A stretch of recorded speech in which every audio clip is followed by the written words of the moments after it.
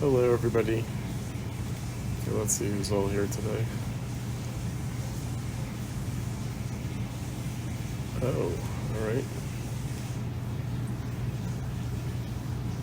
Let's see who drifts in.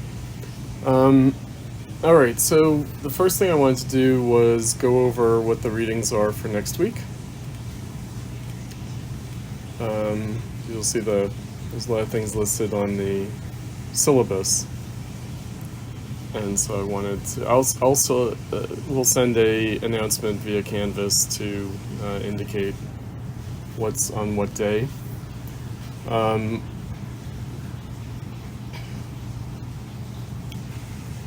So we're going to start off on Monday. Here, let me share my screen with you guys so you can see what I'm looking at here. So we will, on Monday, we have 3 essays by Adorno: Reflections on Class Theory, Imaginative Excesses, and Why Still Philosophy. And then we're going to be reading the first set of selections from Negative Dialectics. And that's going to be the preface, the introduction, and the selections from part 2. And then on Tuesday, we'll be looking at the selections from part 3.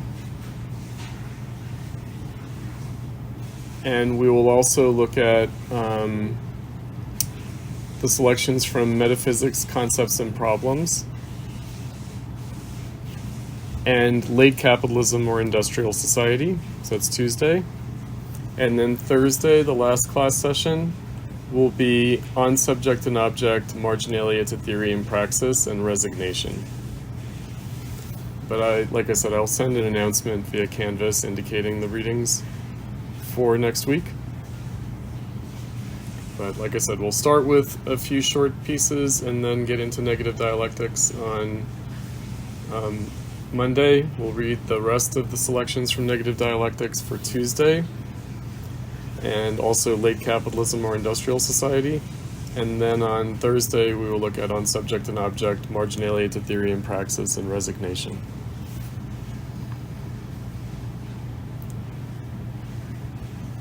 We're skipping over part 1 of Negative Dialectics, and we're just looking at just very few selections from Negative Dialectics as a book. We're not reading anywhere close to the whole book. We're not even reading a third of the book. But it's dense enough that these selections will be enough for us to discuss. Okay,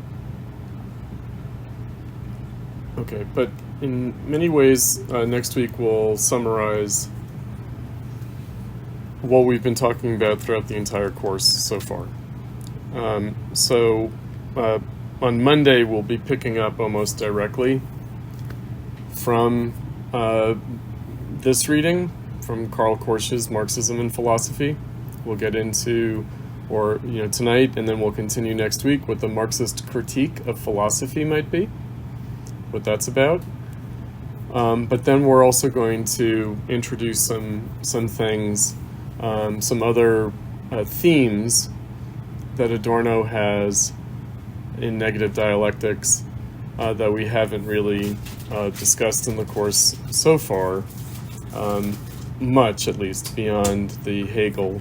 So that will be the philosophy of history. So we'll be getting into the Marxist philosophy of history, or a critique of the philosophy of history. And that will be part of what we're doing on Monday.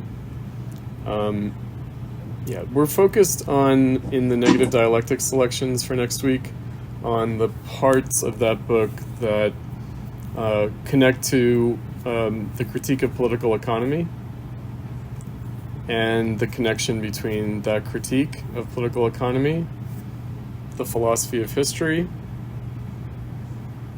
and looking at philosophy in general under capitalism.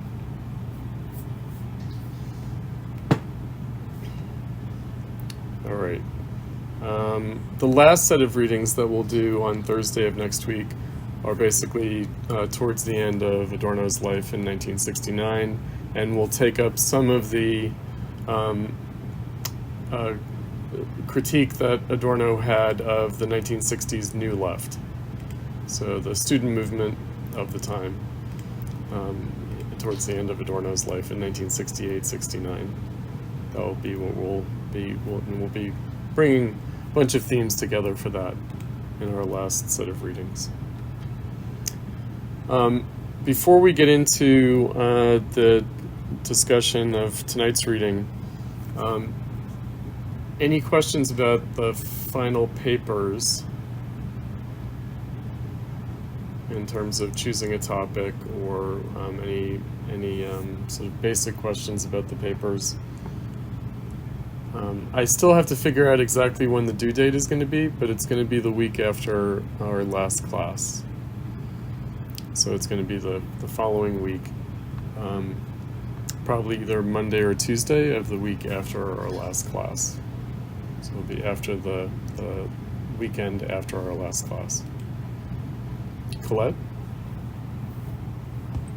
Sorry, I just wanted to make sure, because I think I just, I don't know, maybe I just read it wrong, but so we are just choosing one topic, right? Okay.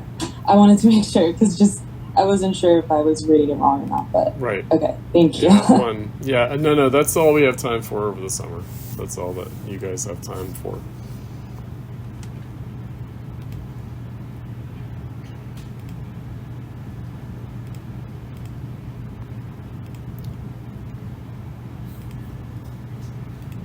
Okay.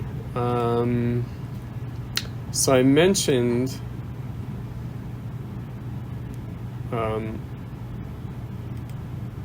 that some of the background for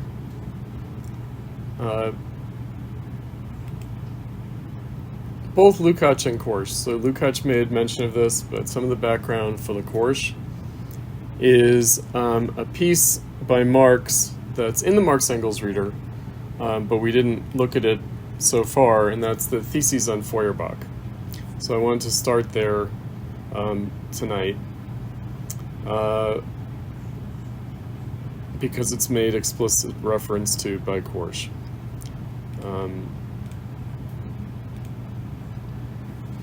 So I wanted to say something about the background, the philosophical background for Marx and Engels. So we've talked a little bit about how one way of describing Marxism is a kind of synthesis of British political economy, German idealist philosophy, and French socialism. And I pointed out that it's actually the critique of those three things. So, or we could say the critique of those three things that are aspects of the same thing. So in some ways we're going all the way back to one of the first readings that we did from Marx, and that was the passages from his dissertation on Democritus and Epicurus that talked about Hegel and the significance of Hegel's philosophy, and then Hegel's students, the Hegelians, the followers of Hegel, and the distinction that Marx makes between Hegel and Hegel's followers. Then I mentioned at the time that there was a crisis of Hegelian philosophy, so Hegel's philosophy made a big splash. It was very influential.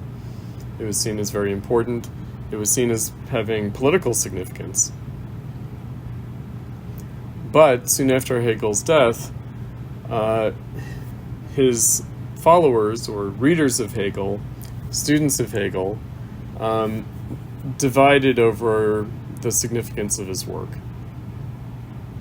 And there are two different ways of characterizing that division. One is the old Hegelians versus the young Hegelians, and another would be the right Hegelians versus the left Hegelians. So it comes down to one basic proposition of Hegel's, which is the rational is the actual, and the actual is the rational. Now, we've looked at that dialectic of being and becoming that characterizes freedom in transformation. And I mentioned when we looked at that actuality has a peculiar meaning in this context. It is a kind of a German meaning of the word that connotates differently than the English usage of the word, but then it also has a specific philosophical significance. Let's focus on the latter. So the actuality of something is not as it is, but in its potential, how it might become different and other from what it is. So the actuality of something is something in its potential rather than as it merely exists. So to say the actual is the rational and the rational is the actual is not to say the world as it merely exists is rational, is reasonable, is a kind of realization of reason, nor is it to say that the rational or reason, the realization of reason, that is actualized in the world as it is. Nonetheless, there is a question of what the possibilities truly are.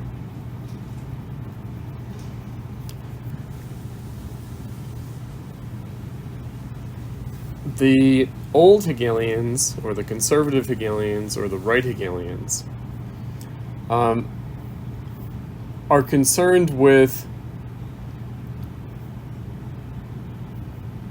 the potentials and possibilities inherent in the social and political order as it exists. So they're interested in the potential and possibility of bourgeois society, and also how that is expressed through the political order, including in a place like Prussia. Meaning, it's an absolutist state that nonetheless represented the self-determination of the German people against Napoleonic conquest, coming out of the French Revolutionary and Napoleonic Wars.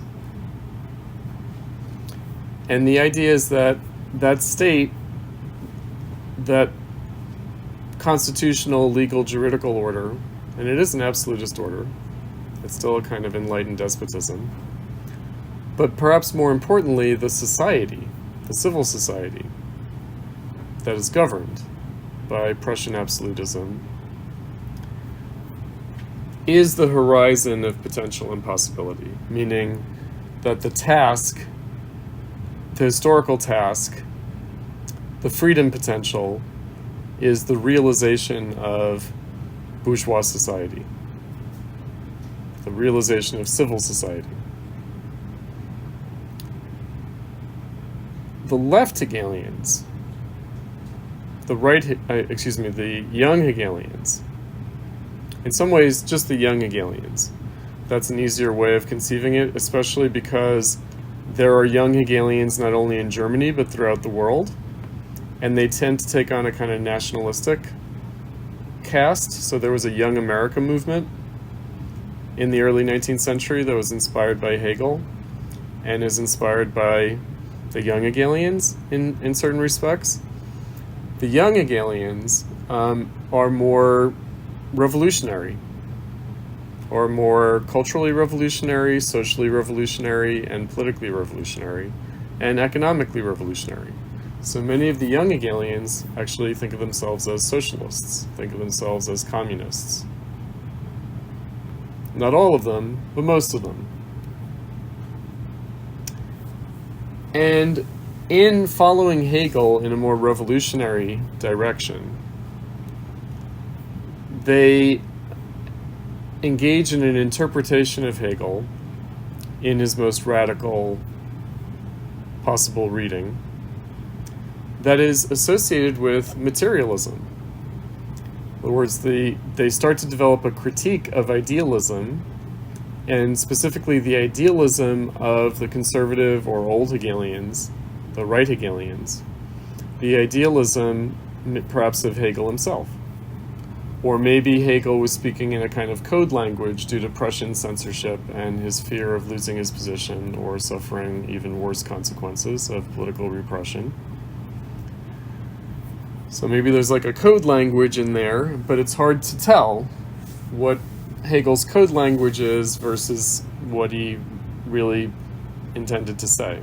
And so if you recall from To Make the World Philosophical, the passage from Marx's dissertation that we have in the Marx Engels reader, he talks about the students who blame the master, and who blame the master either for his formulations in his writing, or they blame him for his political compromises.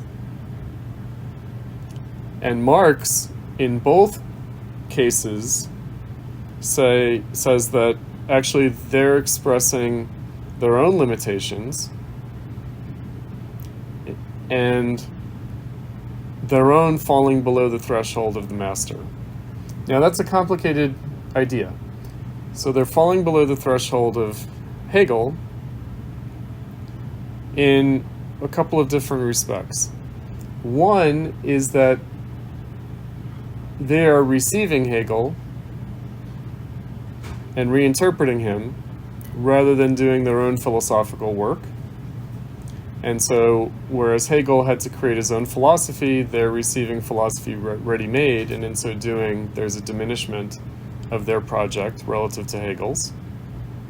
So Hegel had to struggle to create his own philosophy, and they are not. They're kind of abdicating that task.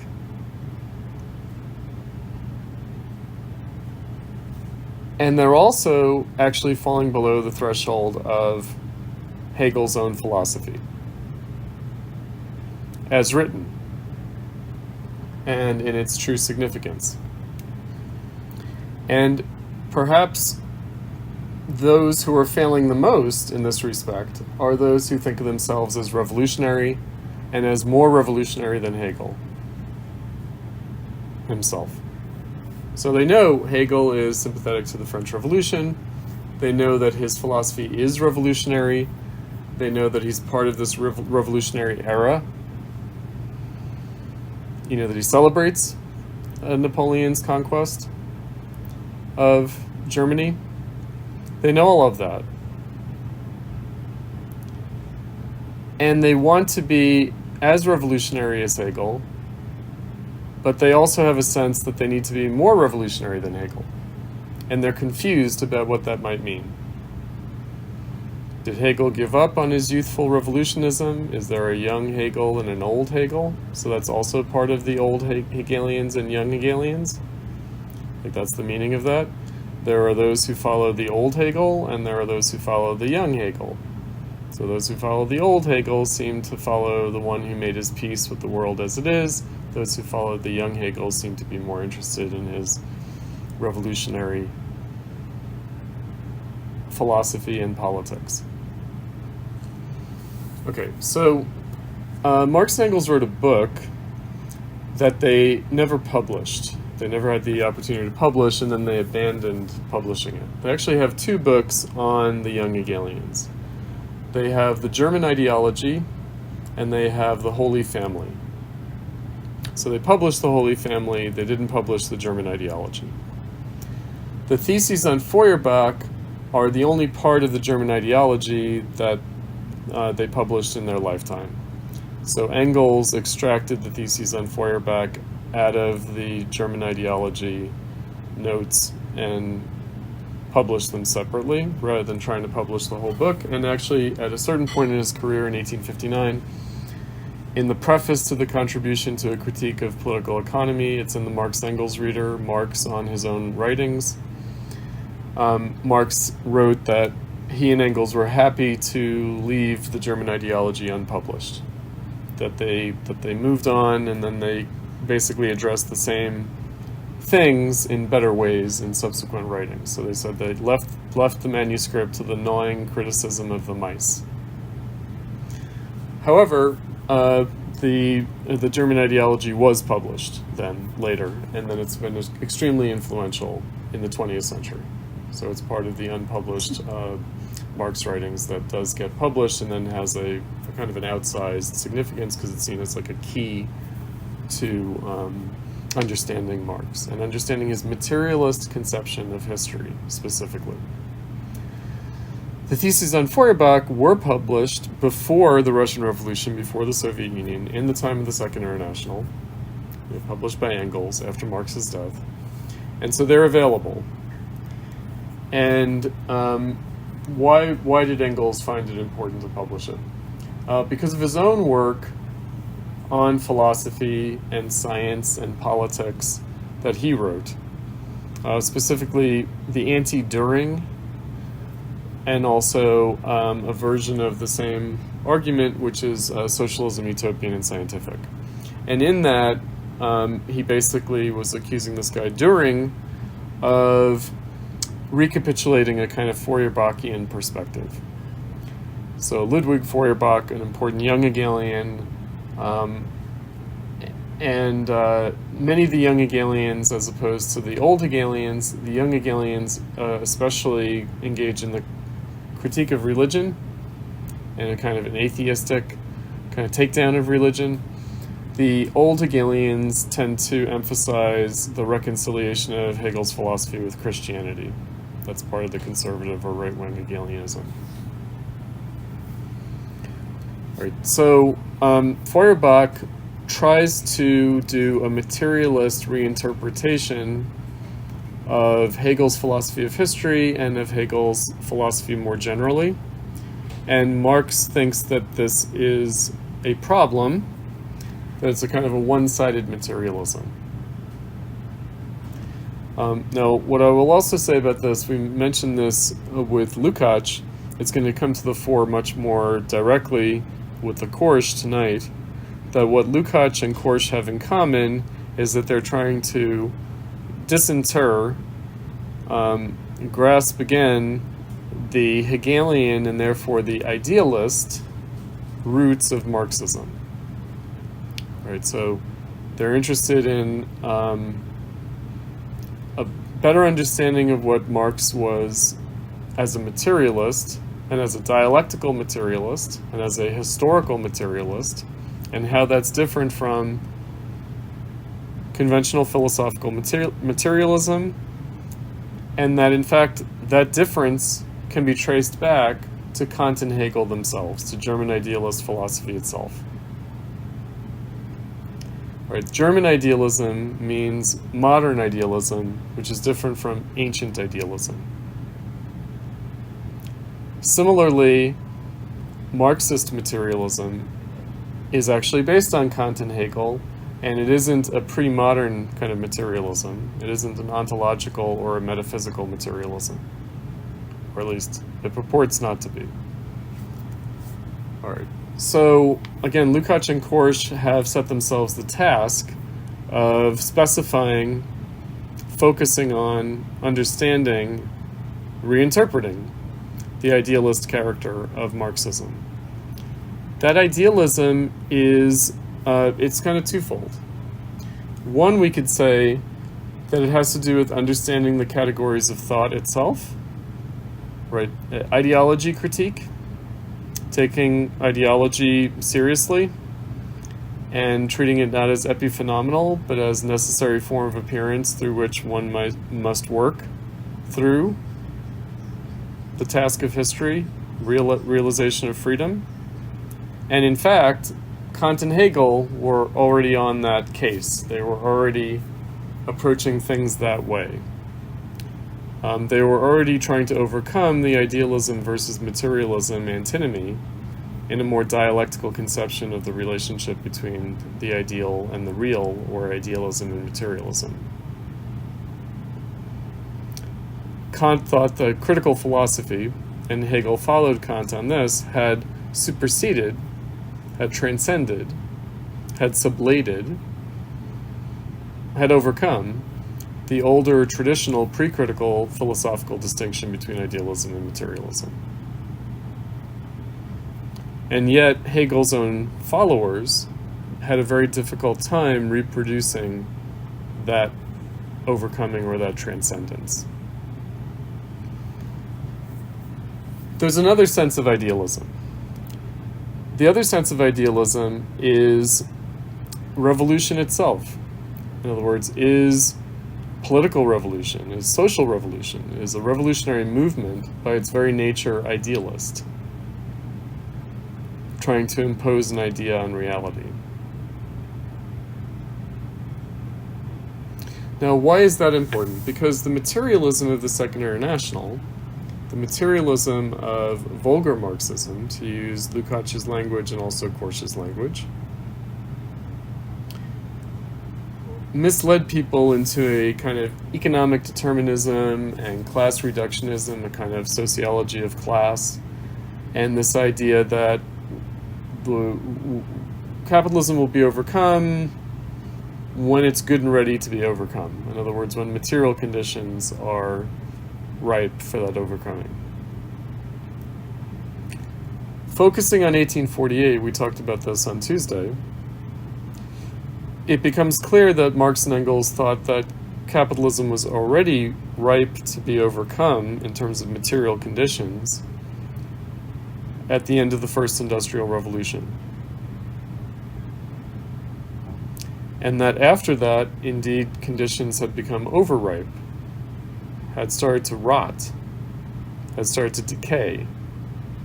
Right? So as capitalism has continued, bourgeois society becomes more and more decadent, and that both renders the task of revolution, of overcoming capitalism, more urgent, but also it might create new difficulties for achieving that. One way of thinking about this is that Marx and Engels thought that the Industrial Revolution led straight into communism. In other words, that capitalism was the contradiction that leads directly into communism. So they saw the new proletarian, socialist, and communist movements of the early 19th century on the verge of realizing the overcoming of bourgeois society and of capitalism in communism. Now, that didn't happen. Now, how they understood that, and this is going to be important because tonight we're dealing with philosophy and politics rather than philosophy and political economy or politics and political economy, as we did with Lukacs on Monday and Tuesday. The missing element in 1848, why it didn't lead to communism, according to Marx and Engels, is the political party, in a way that they had not conceived prior to the revolution of 1848. So in the Communist Manifesto, they say communists do not create a party of their own, but they participate with the workers as the left wing of the democratic revolution, of democracy, of the movement for democracy. They join the Democratic Party, the small d Democratic Party, in the democratic revolution rather than creating a party of their own. After 1848, after the experience of the failures of the revolutions of 1848, and especially after the experience of Bonapartism as a new phenomenon of the capitalist state, superintending and managing society and capitalism, Louis Bonaparte, the Bonapartist French Second Empire, but also other contemporary phenomena, Bismarck's Prussian Empire, and also what they called parliamentary Bonapartism of the Liberal Party in the UK.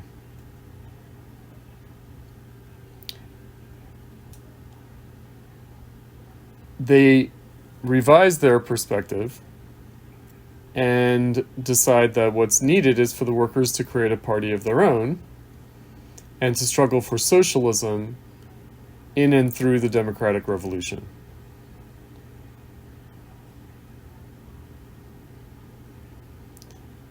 Meaning, the experience of 1848 was that the working class was betrayed by the bourgeoisie and by the petty bourgeoisie, basically by democracy. That the working class was suppressed in both France and Germany in the name of democracy, in the name of the democratic revolution, because they were seen as making demands that were too particular and not universal, not in the interests of society as a whole. The industrial working class, the proletariat. And so they were suppressed. And Marx and Engels, they have the opposite perspective, which is that only the working class expressed the true interest of the democratic revolution, which was already understood to be the need for a social republic, a republic that can deal with the social question of the new proletarianized working class in capitalism, as expressive of the condition of society as a whole. Lukacs said, the condition of the worker becomes that of society as a whole, meaning it's actually bourgeois society as a whole that's proletarianized, not only the wage laborers. And so the need for them to lead society in a socialist revolution, and to do that successfully, and to establish their own dictatorship of the proletariat as opposed to a capitalist dictatorship in the Bonapartist state, they need to be organized as a party ahead of time, before the revolution. That's what was missing in 1848. That's what was necessary to overcome capitalism. Now, the Second International had this party. They had a proletarian socialist party, mass proletarian socialist party in the advanced capitalist world, in the advanced capitalist countries. But they still saw themselves as waiting for the revolution, and neglected, as people like Lenin and Rosa Luxemburg recognized, that the existence of that party, the success of that party, and especially the success of the workers' movement itself, organizing labor unions, lowering work hours, raising wages, asserting more control over production, was driving capitalism into a deeper and higher crisis. Meaning, it wasn't a matter of waiting for the revolution. It was a matter of how the workers' own movement and own political party was bringing about the revolution. The revisionists, Eduard Bernstein, recognized this, but drew a different conclusion from it, namely that the growth of the workers' movement and the workers' own socialist party was itself the revolution. So there wasn't like a goal of revolution, but this movement was itself the revolution and was evolving capitalism into socialism. Whereas Luxemburg and Lenin and others who became the communists in the Third International, they saw it as creating a crisis that will bring down the capitalist state, and then the workers will have to smash that state and establish the dictatorship of the proletariat. Whereas Bernstein and the other revisionists, and as reformists, and we'll get into that distinction between revisionism and reformism today through the Korsch, that it would not lead to such a collapse of the state, but rather a democratic takeover of the existing state by the working class through their mass party, through majority electoral victory. And Luxemburg and Lenin were like, well, that will never happen because everyone will unite. Engels had written about this. Everyone will unite against the political supremacy of the working class in the form of a proletarian socialist party. They will unite against them in the name of democracy. So even if the working class wanted to take power peacefully, the rest of society won't let it happen. And the existing state, of course, won't let it happen. The state that had developed under capitalism to manage capitalism won't allow that to take place. And that was proven true in the context of World War I. However, different conclusions were drawn from that. So you could conclude from that the reason that there was such resistance to revolution after World War I was the war itself had created such dire conditions in an emergency situation that society felt that it couldn't allow the working class to achieve a political majority leadership and an effective control over society through its civil society organizations. That's what the Social Democrats, the Socialists, and the Second International concluded from the experience of revolution at the end of World War I. The Communists, on the other hand, saw it differently. And they went back to Marx and Engels' writings from the 1840s up through the Communist Manifesto and into their writings on the French and German revolutions of 1848 and 49 to say, as Rosa Luxemburg put it, 75 years have brought us full circle back to the beginning. We're back in 1848 again. She wrote that in 1915. So that would be 75 years after 1850. Or, wait, actually it might be 75 years. Let me think about this. How does that add up? It's, no, that would be 65 years. She comes up with a number of 75 years. I'm not sure exactly where that number comes from. Oh no, she writes that in 1918, that's why. She writes it in 1918, and she might have just written 70 years, not 75 years. So it's 70 years in 1918 from 1848. So in 1918, she writes, we've come full circle. In 1915, she writes 40 years. It's been 40 years. And that has to do with the establishment of the Social Democratic Party in Germany, the SPD, in 1875. No, she writes that it's 70 years from 1848 to 1918. And it's coming full circle. Kautsky, who was the Pope of Marxism in the era of the Second International, and who went from being an orthodox to becoming a reformist, meaning he rejected the revolution after World War I, he says, well, the theorists of communism, he actually writes a review of Korsch, he writes a review of what we're reading tonight, Kautsky, a kind of dismissive review. He says, oh, these theorists of communism, they only want to read Marx and Engels before they had yet turned 30.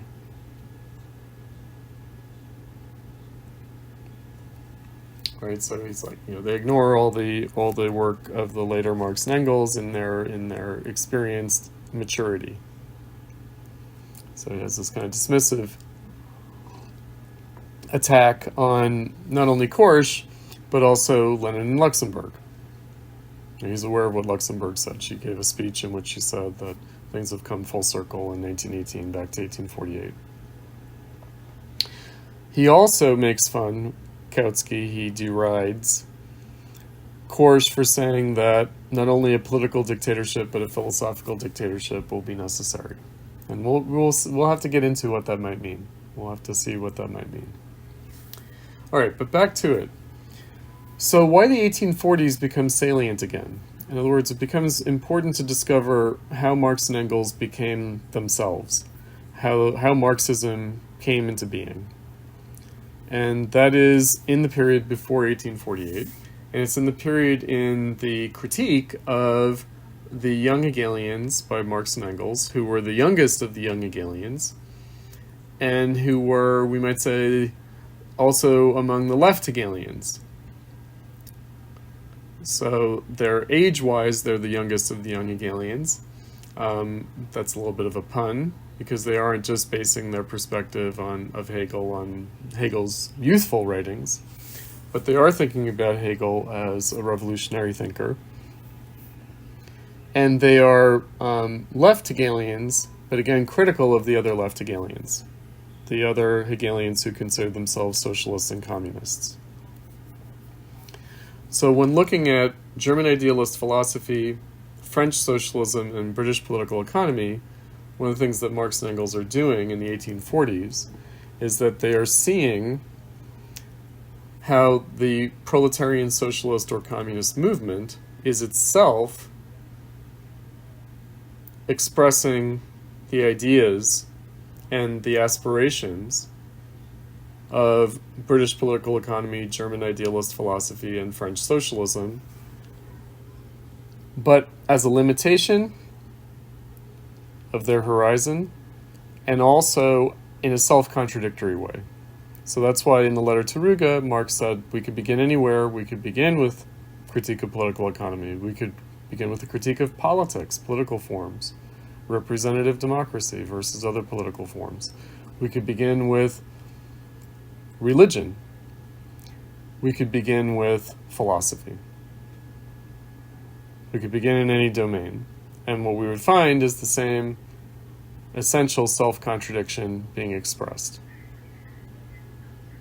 in any form of appearance. So philosophy is a form of appearance. Political economy is a form of appearance.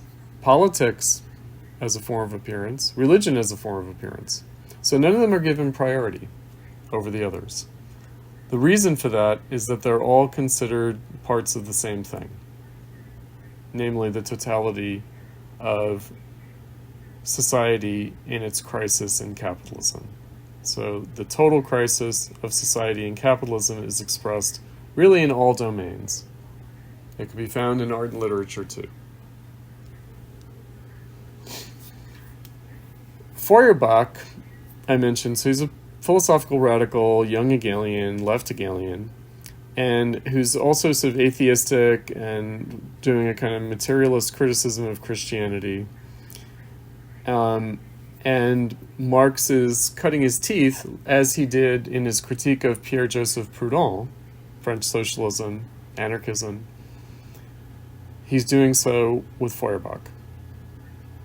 They also write about the other young Hegelians. Again, that's in the German ideology and also in the Holy Family.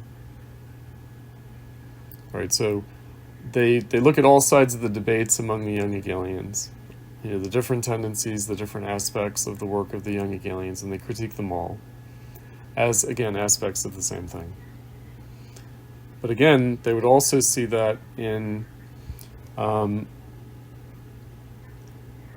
the varieties of French socialism that are enumerated both in the letter to Ruga and in the 1844 manuscripts section that we read.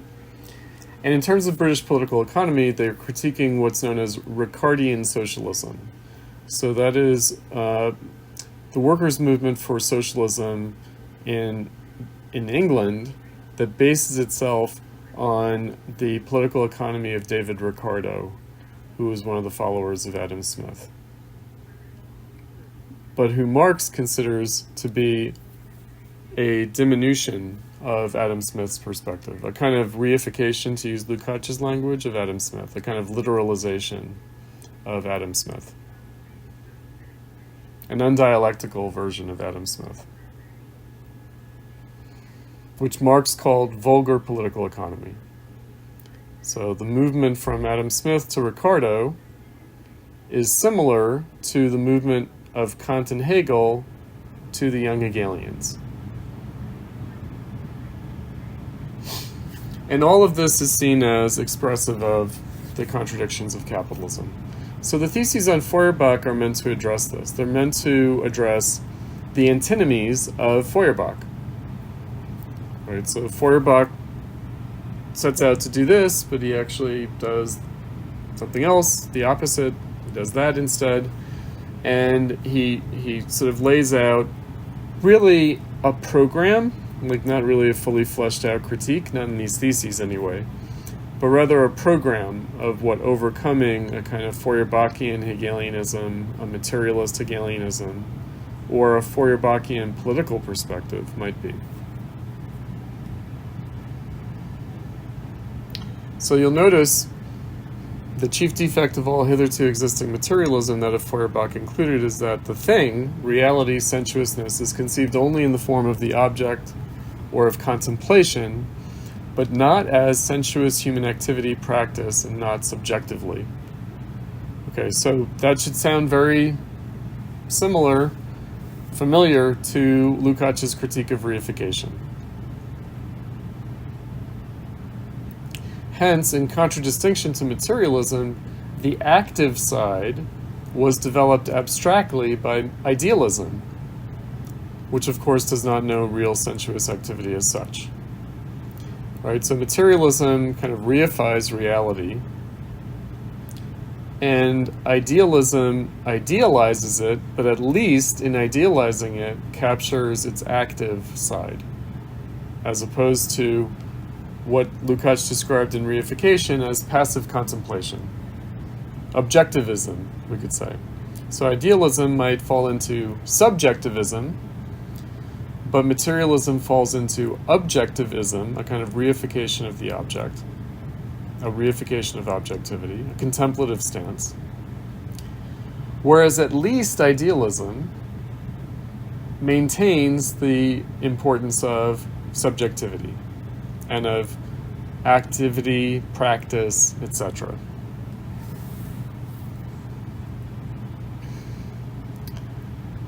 Okay, so you'll notice that he immediately does something else. He says, Feuerbach wants sensuous objects really distinct from the thought objects, but he does not conceive human activity itself as objective activity. So notice that he first sets activity up as subjective, and then he now flips it and says activity is objective. So he says, hence in the essence of Christianity by Feuerbach, he regards the theoretical attitude as the only genuinely human attitude, while practice is conceived and fixed only in its dirty Judaical manifestation. Hence he does not grasp the significance of revolutionary or practical critical activity. This is important because when we get next week to Adorno, there is the question of critical theory. So there's the critique in theory, and then there's the critique in practice. Right? There's practical criticism, and there's theoretical criticism. And of course, one needs both, not just one. Right? So he's setting up Feuerbach as one-sided, right? Like not as just entirely wrong, but as one-sided. He says, the question whether objective truth can be attributed to human thinking is not a question of theory, but is a practical question. Man must prove the truth, i.e. the reality and power, the this-sidedness of his thinking and practice. The dispute over the reality or non-reality of thinking that is isolated from practice is therefore a purely scholastic question, or an academic question, like in the figurative sense of, well, that's academic. In other words, it's just a sort of meaningless thought exercise to wonder about the reality of thought. The materialist doctrine concerning the changing of circumstances and of upbringing forgets that circumstances are changed by men, and that it is essential to educate the educator himself. So it's not just about changing people's education, but the educator must be educated. This doctrine must therefore divide society into two parts, one which is superior to society, namely the educated, the educator, and those who need to be educated. The coincidence of the changing of circumstances and of human activity, or self-changing, can be conceived and rationally understood only as revolutionary practice. Feuerbach starts out from the fact of religious self-alienation, of the duplication of the world into a religious world and into a secular one. His work consists in resolving the religious world into its secular basis. But that the secular basis detaches itself from itself and establishes itself as an independent realm in the clouds can only be explained by the cleavages and self-contradictions within this secular basis. The latter must therefore in itself be both understood in its contradiction and revolutionized in practice. Thus, for instance, after the earthly family is discovered to be the secret of the holy family, the former must then itself be destroyed in theory and in practice.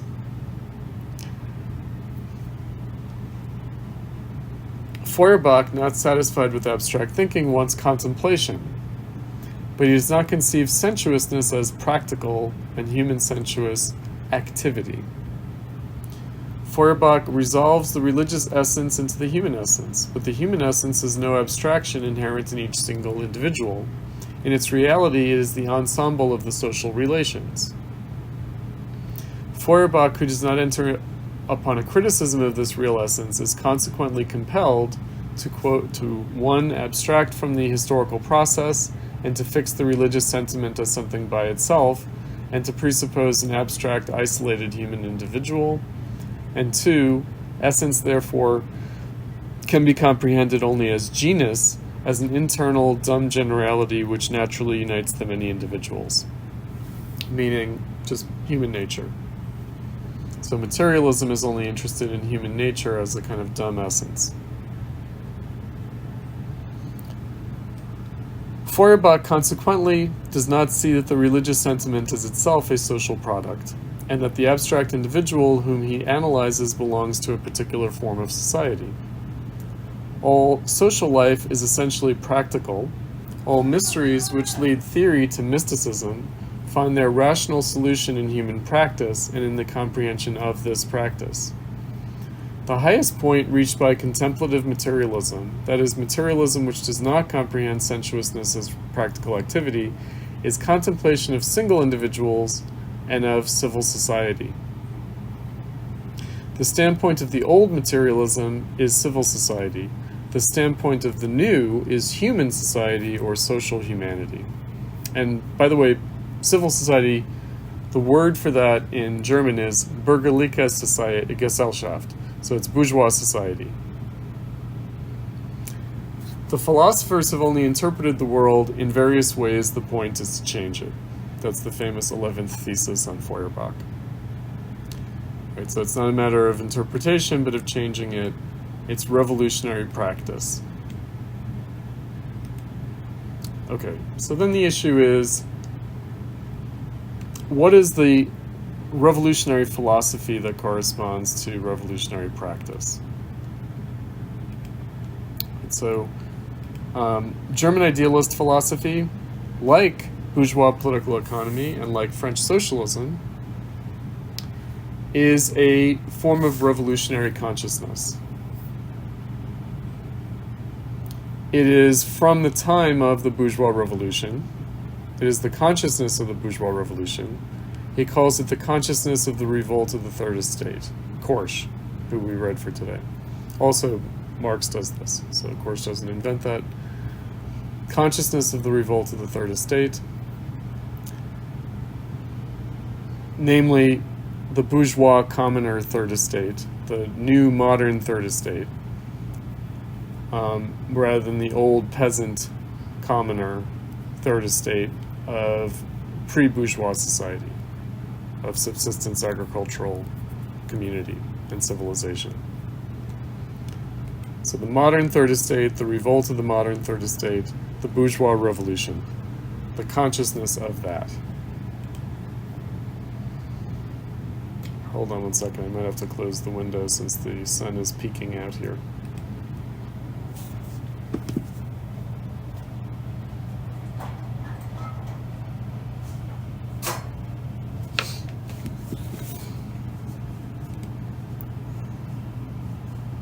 Close the blinds here.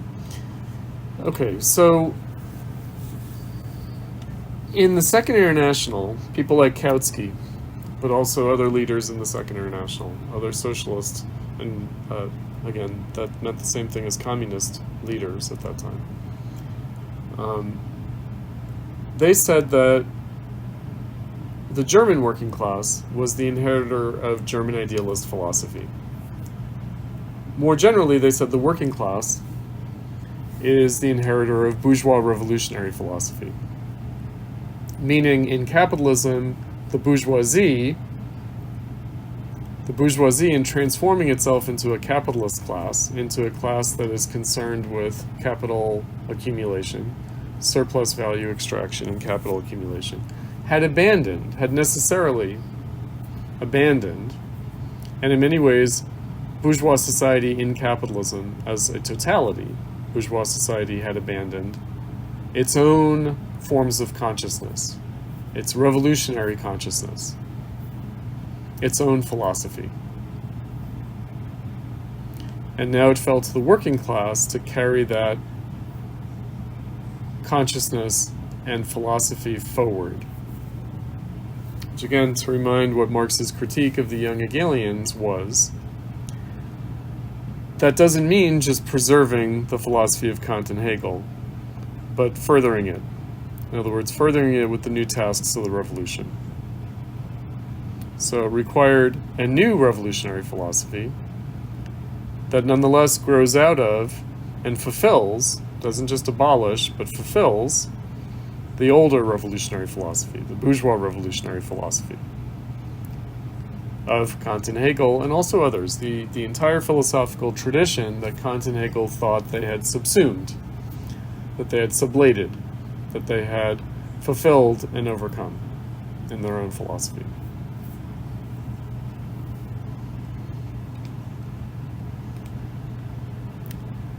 Okay, so kind of a complex idea, but hopefully that helps to set things up. Let's look at the beginning of Korsch's essay and see how he begins. So he quotes Lenin to begin with. He says, "We must organize a systematic study of the Hegelian dialectic from a materialist standpoint." And that was written and published just a year before, so immediately prior to Korsch writing and publishing this essay in 1923. So Korsch begins by saying, "Until very recently, neither bourgeois nor Marxist thinkers had much appreciation of the fact that the relation between Marxism and philosophy might pose a very important theoretical and practical problem. For professors of philosophy, Marxism was at best a rather minor subsection within the history of 19th century philosophy, dismissed as the decay of Hegelianism. But Marxists as well tended not to lay great stress on the philosophical side of their theory, although for quite different reasons.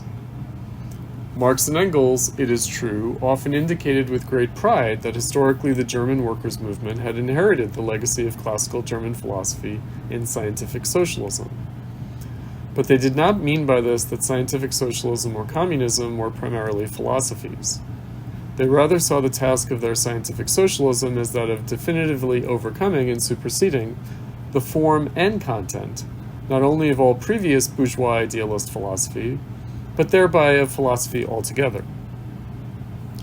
He says, "Later, I shall have to explain in more detail what, according to the original conception of Marx and Engels, the nature of this supersession was or was intended to be. For the moment, I merely record that historically this issue simply ceased to be a problem as far as most later Marxists were concerned. The manner in which they dealt with the question of philosophy can best be described in the vivid terms in which Engels once described Feuerbach's attitude to Hegelian philosophy. Feuerbach simply shoved it unceremoniously aside. In fact, very many later Marxists, apparently in highly orthodox compliance with the master's instructions, dealt in exactly the same unceremonious way not only with Hegelian philosophy, but with philosophy as a whole. Thus, for example, Franz Mehring, who was a collaborator with Rosa Luxemburg, one of the founders of the German Communist Party at the end of World War I, but who had been an important scholar of philosophy in the Marxist movement, more than once laconically described his own orthodox Marxist position on the question of philosophy by saying that he accepted, quote, the rejection of all philosophic fantasies, which was, quote, the precondition for the masters, namely Marx and Engels, immortal accomplishments. This statement came from a man who could with justice say that he had concerned himself with the philosophical origins of Marx and Engels more thoroughly than anyone else. And it is extremely significant for the generally dominant position on all philosophical problems found among the Marxist theoreticians of the Second International from 1889, the centenary of the French Revolution in 1789 to 1914, to its collapse in World War I. The prominent Marxist theoreticians of the period, so he will also mention Plekhanov, who was the founder of Russian Marxism, and who also, among the theoreticians of the Second International, like Mehring, concerned himself a great deal with philosophy, wrote on philosophical matters. All philosophical problems found among the Marxist theoreticians of the Second International, the prominent Marxist theoreticians of the period regarded concern with questions that were not even essentially philosophical in the narrower sense, but were only related to the general epistemological and methodological bases of Marxist theory, as at most an utter waste of time and effort. Of course, whether they liked it or not, they allowed discussion of such philosophical issues within the Marxist camp, and in some circumstances they took part themselves. But when doing so, they made it quite clear that the elucidation of such problems was totally irrelevant to the practice of proletarian class struggle, and would always have to remain so. Such a conception was, however, only self-evident and logically justified given the premise that Marxism as a theory and practice was in essence totally unalterable and involved no specific position on any philosophical questions whatever. This meant that it was not regarded as impossible, for example, for a leading Marxist theoretician to be a follower of Arthur Schopenhauer in his private philosophical life. Schopenhauer, one of the reasons why Korsch mentions this, he has some people specifically in mind, but Schopenhauer, who was the most ardent opponent of Hegelian philosophy in Hegel's own lifetime. During that period, therefore, however great the contradictions between Marxist and bourgeois theory were in all other respects, on this one point there was an apparent agreement between the two extremes. Bourgeois philosophers of philosophy reassured each other that Marxism had no philosophical content on its own, and thought they were saying something important against it. Orthodox Marxists also reassured each other that their Marxism by its very nature had nothing to do with philosophy, and thought they were saying something important in favor of it. There was yet a third trend that started from the same basic position, and throughout this period it was the only one to concern itself somewhat more thoroughly with the philosophical side of socialism. It consisted of those philosophizing socialists of various kinds who saw their task as that of supplementing the Marxist system with ideas from cultural philosophy or with notions from Kant, Dedekind, or Mach, or other philosophies. Yet precisely because they thought that the Marxist system needed philosophical supplementation, they made it quite clear that in their eyes too, Marxism in itself lacked philosophical content.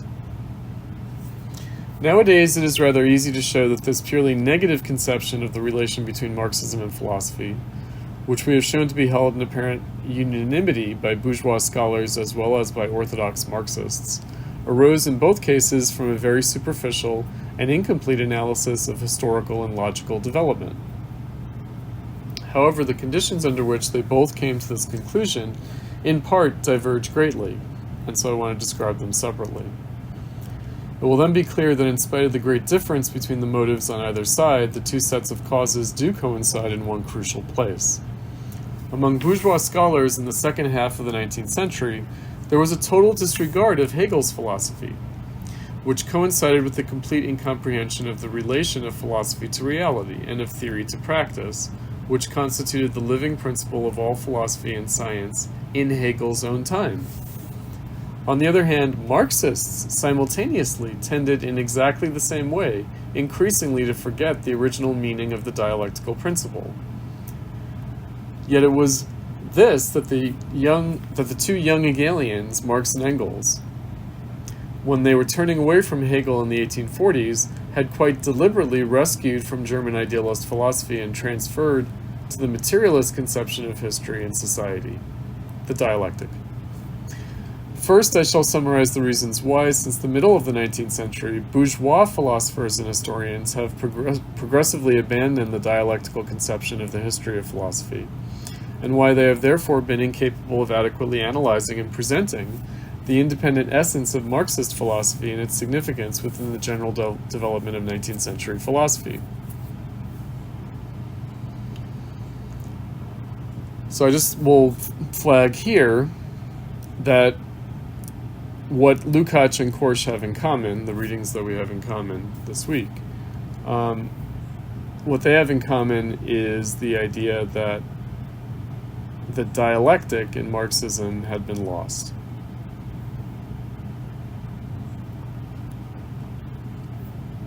It says one could perhaps argue that there were much more immediate reasons for the disregard and misinterpretation of Marxist philosophy, and that there is therefore absolutely no need for us to explain its suppression by reference to the abandonment of the dialectic. He goes on, it is true that in 19th century writing on the history of philosophy, a conscious class instinct undeniably contributed to the perfunctory treatment of Marxism, and what is more, to a similar treatment of such bourgeois atheists and materialists as Strauss, Bauer, and Feuerbach. Those were the young Hegelians. But we would only have a very crude idea of what in reality constitutes a very complex situation if we simply accuse bourgeois philosophers of having consciously subordinated their philosophy or history of philosophy to class interests. There are, of course, instances which do correspond to this crude thesis, but in general, the relation of the philosophical representatives of a class to the class which they represent is a good deal more complex. In his 18th Brumaire, Marx deals specifically with interconnections of this kind. He says there that the class as a whole creates and forms an entire superstructure of distinct and peculiarly formed sentiments, illusions, modes of thought, and views of life out of its material foundations. A part of the superstructure that is determined by class in this way, yet is particularly remote from its material and economic foundations, is the philosophy of the class in question. This is most obvious as regards its content, but it also applies in the last instance to its formal aspects. If we want to understand the complete incomprehension of the philosophical content of Marxism on the part of bourgeois historians of philosophy, and really to understand it in Marx's sense of the word, that is, materialistically and therefore scientifically, we must not be content to explain this phenomenon directly and immediately by its earthly kernel, namely class consciousness and the economic interests which it conceals in the last instance. Our task, rather, is to show in detail the mediations of the process whereby even those bourgeois philosophers and historians who sincerely try to investigate pure truth with the greatest objectivity are bound completely to overlook the philosophical content of Marxism, or are only able to interpret it in an inadequate and superficial way. For our purposes, the most important of these mediations is undoubtedly the fact that since the middle of the 19th century, since the middle of the 1800s, the whole of bourgeois philosophy, and especially the bourgeois writing of the history of philosophy, has for socioeconomic reasons abandoned Hegelian philosophy and the dialectical method. It has returned to a method of philosophy and of writing the history of philosophy, which renders it almost impossible for it to make anything philosophical out of a phenomenon like Marx's scientific socialism.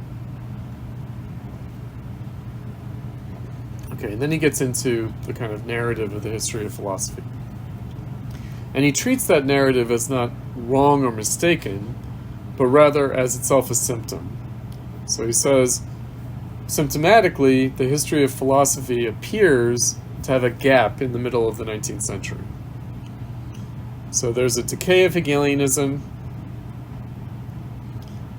with the young Hegelians, and then there's a gap, and then philosophy picks up again in the later part of the 19th century, later part of the 1800s, and we'll see it's in the form of a neo-Kantianism, ultimately also a neo-Hegelianism. So with neo-Kantianism and neo-Hegelianism, the neo part is important to bear in mind as a kind of lesser version of the original. So neo-Kantianism and neo-Hegelianism for Korsch in the late 19th century is, by its very nature, less than the original Kantian and Hegelian philosophy. And so why is that according to Korsch? Well, because Kant and Hegel were philosophers of the bourgeois revolution, neo-Kantianism and neo-Hegelianism are divorcing philosophy from revolution. They're no longer a revolutionary or a critical philosophy, but they rather tend to be an affirmative or an ideological philosophy of the continuation of bourgeois society and capitalism. That gap in the middle of the 19th century is important to bear in mind, and I'll just point to two philosophers who came to be important in the 20th century in a new way, who fill in that gap, so to speak, and that would be Kierkegaard and Nietzsche, the kind of philosophical founders of existentialism in the 20th century, and who, both of whom wrestle with the Hegelian aftermath, to use Korsch's language, both of whom wrestle with the aftermath of Hegel, but also both of whom see what they're doing as no longer philosophy. So one of the reasons why the middle of the 19th century has this gap is that two important philosophers of the middle of the 19th century, Kierkegaard and Nietzsche, see themselves as no longer philosophical, and in many respects actually see themselves as anti-philosophical. So what they're creating is a kind of anti-philosophy. Also, interestingly, Kierkegaard and Nietzsche are both moving from philosophy to psychology, more or less explicitly. Right? And also both Kierkegaard and Nietzsche make that move from philosophy to psychology through a registration of the end of religion.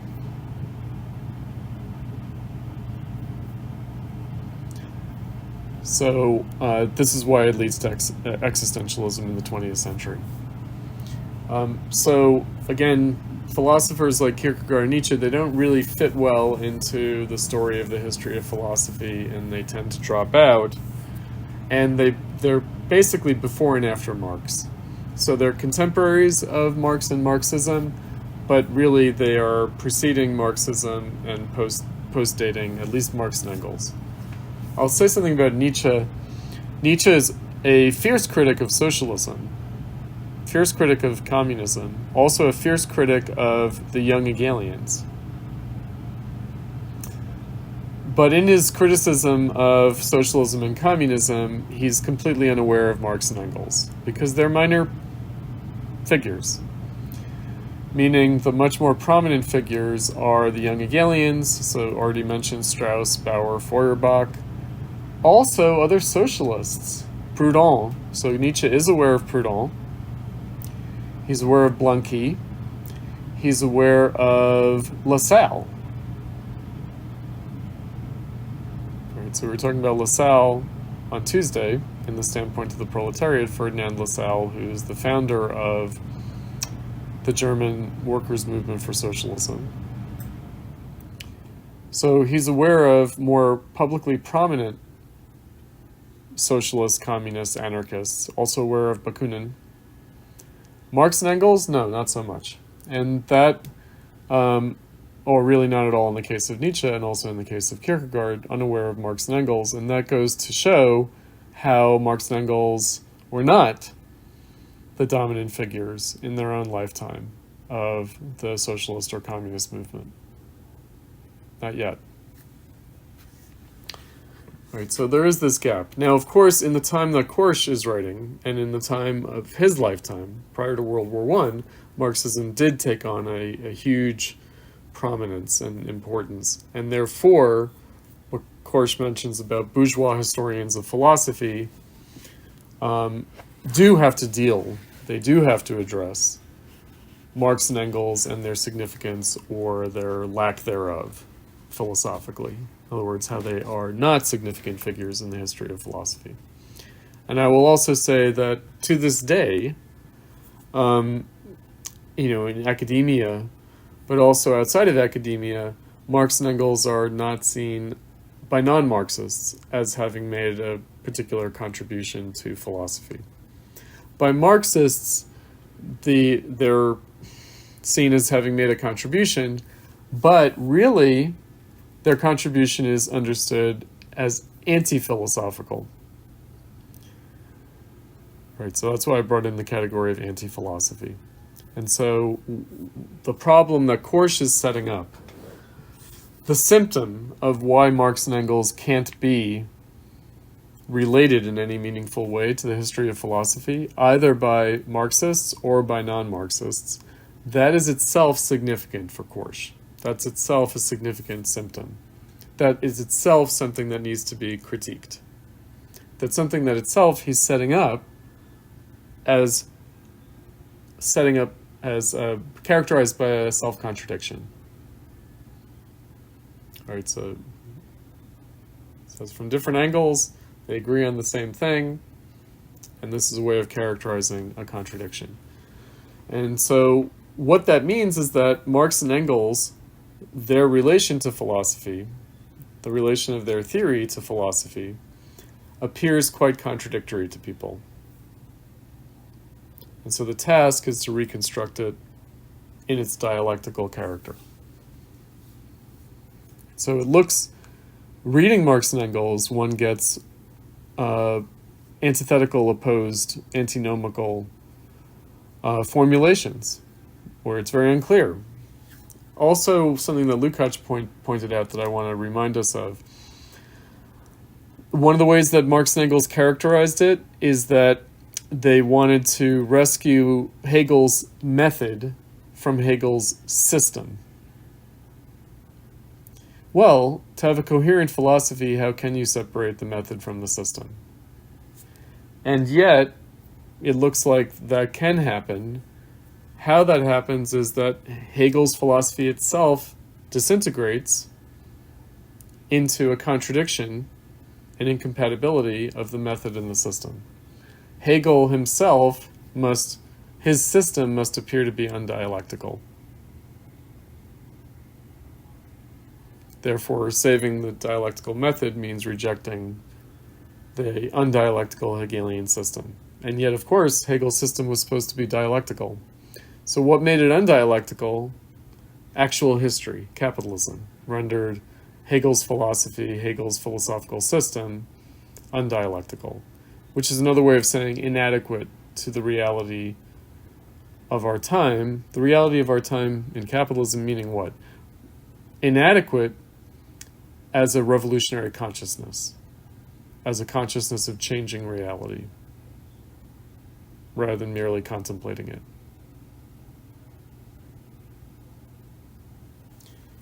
All right, so it gives Hegelianism this antinomical character, which is that on the one hand, Hegel can be seen as describing the movement of reality in capitalism. On the other hand, it doesn't seem like he can give us a way out of it. He can only give us a description of how capitalism itself functions and not how it might be transcended. Now, Marx and Engels don't exactly give us a direct sense of how it can be transcended either. So what do they give us? They give us an immanent dialectical critique of Hegelian philosophy and an immanent dialectical critique of political economy and an immanent dialectical critique of the demands, the aspirations, the program of socialists and communists. All right, so the question is, what about that critique of philosophy? That piece that tends to fall out. So it seems like Marxists are better suited to comprehend, and even non-Marxists are better suited to comprehend Marx and Engels' immanent dialectical critique of the socialist and communist movement in its ideology, in its aspirations, in its demands, in its program. Because it's obvious. Some are collectivistic, some are individualistic, some are state socialists, some are anarchists calling for the immediate abolition of the state. That's pretty straightforward. And also apparently, the critique of political economy, of bourgeois political economy and capitalism, that also seems comprehensible to Marxists and non-Marxists alike. So why is the critique of philosophy so incomprehensible? And what is the incomprehensibility of the Marxist critique of philosophy? What does that point to in terms of the inadequacy of how people understand the Marxist critique of political economy and the Marxist critique of socialist politics. Because in fact, it is all of a piece. So why Korsch is connecting up philosophy and politics in the way that he is because Marxism encountered a political crisis. It fell apart politically. Its parties divided in a bloody civil war at the end of World War I in Russia and Germany and other places like Hungary. So the socialists were on one side, the communists were on the other side. So it experienced a political crisis, a manifest political crisis. What does that have to do with philosophy? What does that have to do with the Marxist critique of philosophy? That's the problem that Korsch is setting himself, and not in order to say, oh, philosophy is the key to the political problem. No. Philosophy is not the key to the political problem.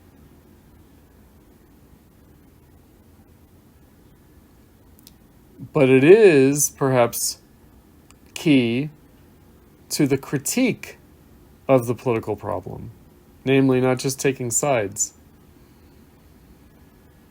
but comprehending what the contradiction of both sides really means. Right? So the crisis in Marxism is itself historically significant, it's socially significant, it's politically significant, of course, but it's also philosophically significant. So can Marxism critique its own self-contradiction as expressed through politics,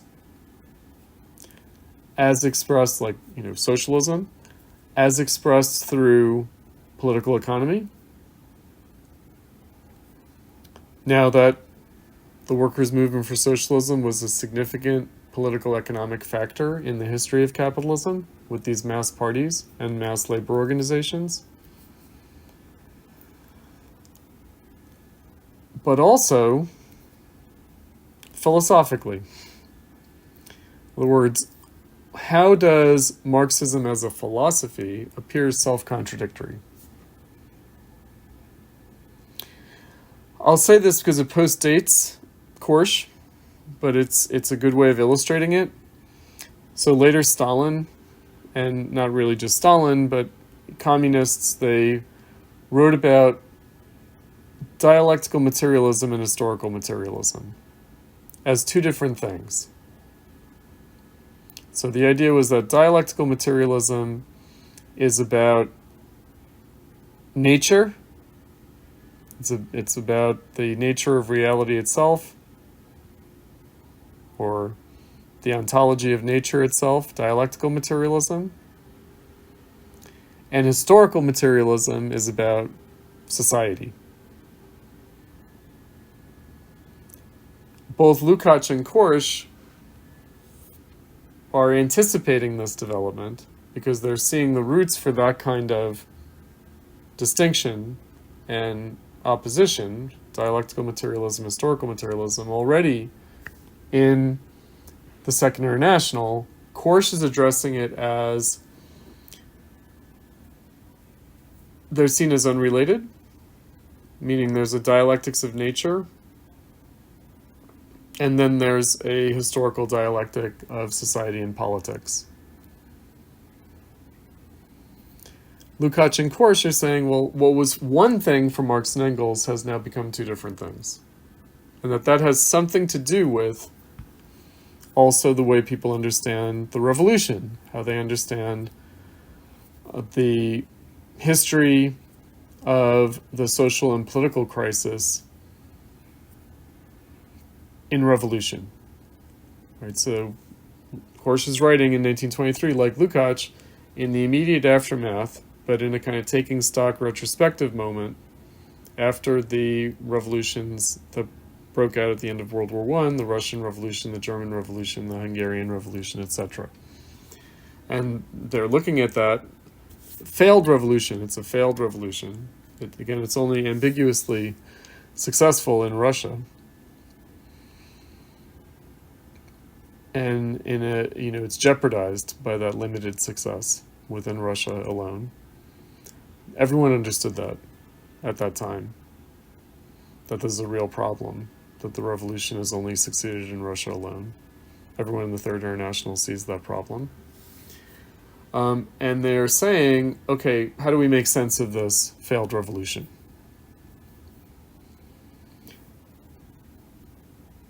He's saying, how do we make sense of it? What are its implications, quote unquote, philosophically? Right, again, revolutionary consciousness. If bourgeois philosophy was a form of revolutionary consciousness of the revolt of the Third Estate, how was Marxism, intended to be at least, a form of revolutionary consciousness of the proletarian socialist revolution? So whatever else might be said about the failed world revolution that came after World War I, what is clear is that it was historically significant, right? So the working class built itself up into a force, made a bid for power. That bid for power failed, but nonetheless, it is of world historic significance, that attempt. And so what does that say about the consciousness of that attempt, namely Marxism? Right? It doesn't simply falsify it, but it does present a problem. And what are the resources for dealing with that problem? Are there better resources for dealing with that problem? That's where the supplementation from outside, that's where he makes mention of that, although that's before the revolution. That also takes place after the revolution. Alex.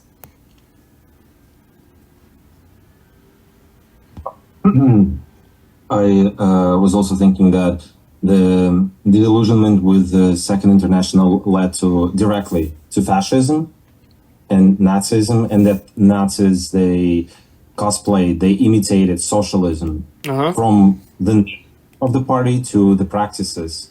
Yes. And they appealed those to people on a very similar basis. As a phenomenon of that. I'll make a short digression. So fascism is literally invented by Marxists. So Benito Mussolini was a Marxist. He was a Marxist in the Second International. He was a colleague of Lenin and Rosa Luxemburg. They collaborated in the Second International. He thought of himself, like them, as being a revolutionary as opposed to a reformist Marxist. But then he decided, around the time of World War I, that Marxism was inadequate, was not revolutionary enough. And so he formulates his own new revolutionary ideology, and that's fascism. And Hitler is inspired by Mussolini. So Hitler is a follower of Mussolini. And the Nazi Party, that acronym is the National Social Democratic Workers' Party of Germany. So it's National Socialism. And the idea is that National Socialism, based on fascism, is actually more radical, more revolutionary, and is going to succeed where Marxism failed. And then they associate the failure of Marxism with Marxism being too bourgeois in character, too connected to the bourgeois revolution, too Hegelian in one sense. Some of the fascists were fans of Hegel, some fascists were hostile to Hegel. Those who were hostile to Hegel basically said, well, yeah, Marxism is Hegelianism, and it's just kind of bourgeois ideology, and that's why it is bound to fail. And then the pro-Hegelian fascists also recognized that Marxism was Hegelian, but they thought it was insufficiently Hegelian, that it wasn't Hegelian enough. And that its materialism was its weak spot. Right, so the Hegelian fascists tended to also emphasize the idealist character of Hegelianism. because they're emphasizing, like Korsch here and like Lukacs, the idealist character of Hegelianism and the idealist character of revolution, of revolutionary politics, of revolutionary ideology, and the insufficient idealism of Marx and Marxism. But it wasn't idealist enough, it wasn't revolutionary enough for that reason. So, yeah, there's a lot to say about that. But suffice it to say, there's more of an intrinsic relationship between fascism and Marxism than we might think. So the conventional right, the conservative liberals really, like the American right or the British right, like the kind of conservative side of a kind of liberal capitalist politics, they will point out that fascism is a left-wing movement. And therefore it leads, like Marxism, to a kind of totalitarian hell. Right? Whereas we should stay within the horizons of liberalism and not try to change society through violent revolution. Right, which they see Marxism and fascism as having in common. Communism, specifically, and fascism as having in common. Another way of thinking about it, so we actually encountered some of this language on Tuesday, is determinism versus voluntarism. So determinism would appear to be the materialist side, and voluntarism would appear to be the idealist side. So a kind of active will, right? The transformation of society via an act of will, a kind of voluntarism, that's seen as idealist, whereas a kind of passive expectancy and a merely contemplative view would be seen as a kind of objectivistic materialism, right, that fails to be revolutionary, of course, adapts itself to the status quo, is reformist as a consequence. So, again, where does Marxism, the real Marxism, since Lukacs and Korsch are after the real Marxism, after the real deal, and they're following Lenin and Luxemburg and others in the Third International who thought that they were upholding real Marxism against the vulgarizers of the Second International and against the kind of determinists of the Second International, the kind of materialist determinists of the Second International. Now, the Second International socialists returned the accusation, and they said, well, these communists of the Third International, Lenin and Luxemburg and others, they're idealists, they're voluntarists.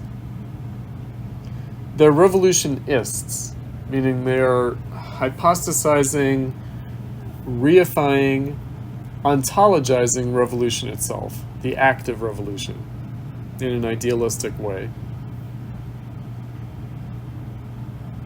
Whereas the Third International accused the Second International of being objective materialist determinists and therefore not able to act.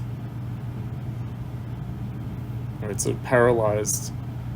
Whereas if the Third International looks like it acts, but it acts without an adequate foundation, and it tries to impose its idea of revolution on reality with grotesque results, as happened in the Soviet Union, apparently.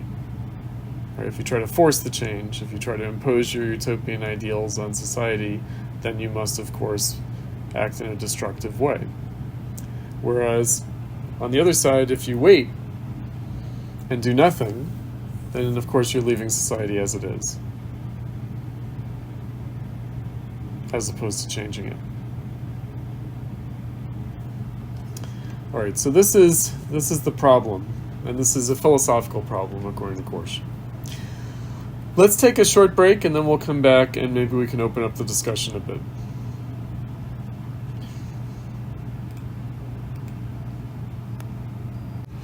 Okay, let's resume.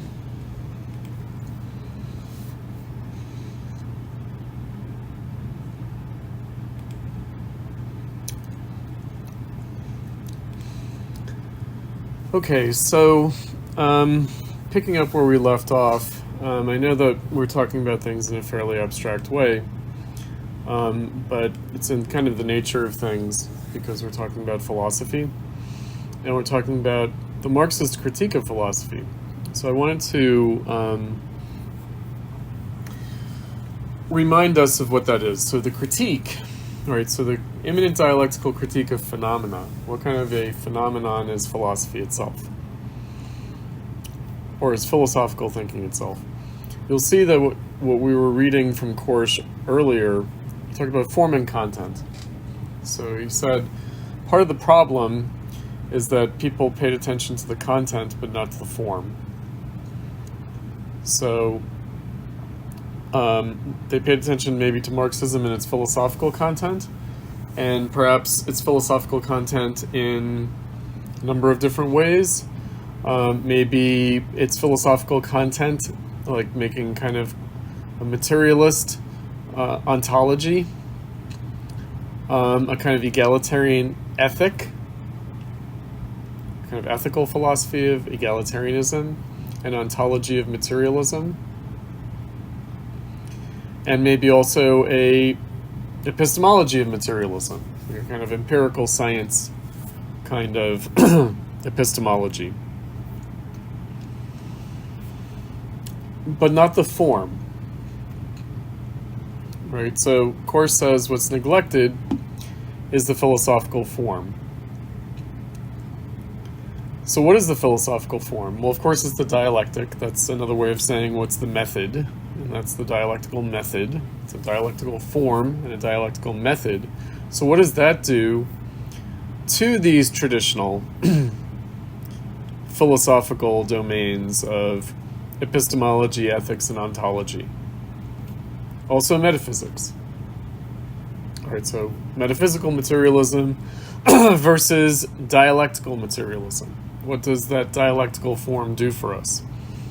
Well, the first determination of that, or the first characterization, the initial characterization of that by Korsch, is that dialectical means revolutionary.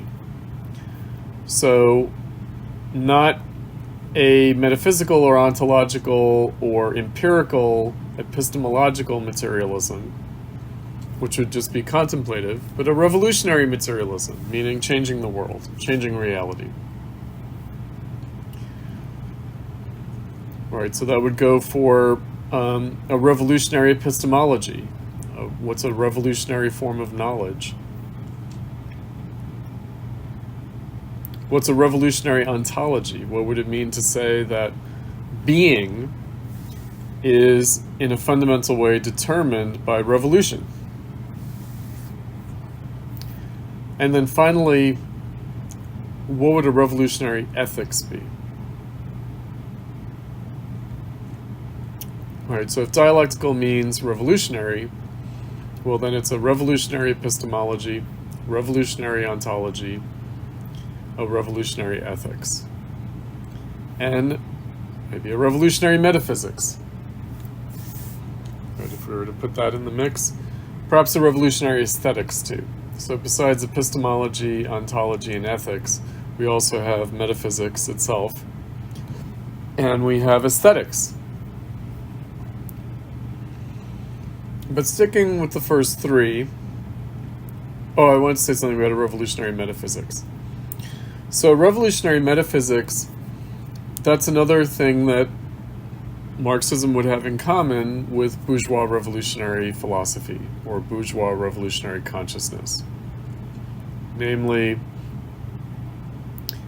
the consciousness of change, the consciousness of revolution, the consciousness of freedom, the consciousness of human beings as agents and social individuals, most especially, not just Homo sapiens individuals, not just creaturely animal individuals, but social individuals as agents and subjects, self-conscious subjects of change and revolution.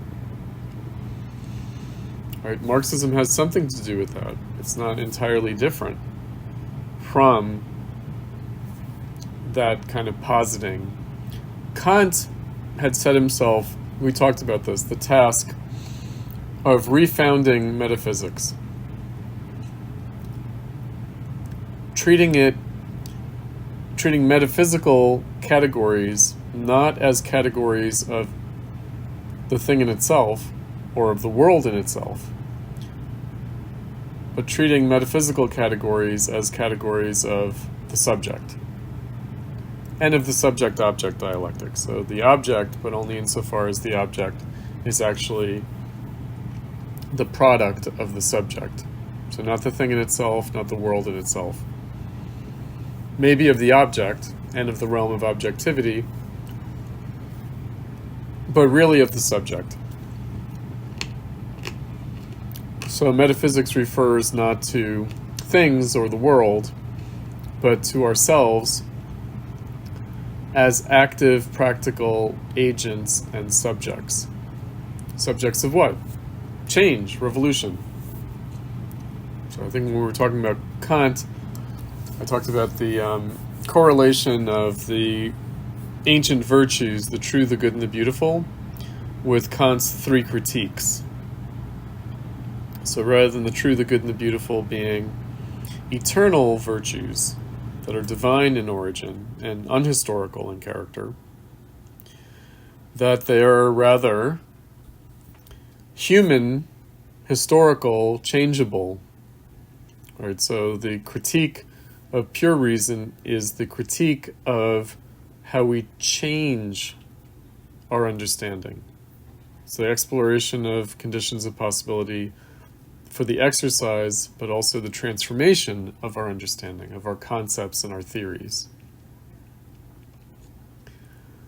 So how the truth changes through our own practical activity and historical development. Again, very Rousseauian regarding reason, the development of reason. The second critique, the critique of practical reason.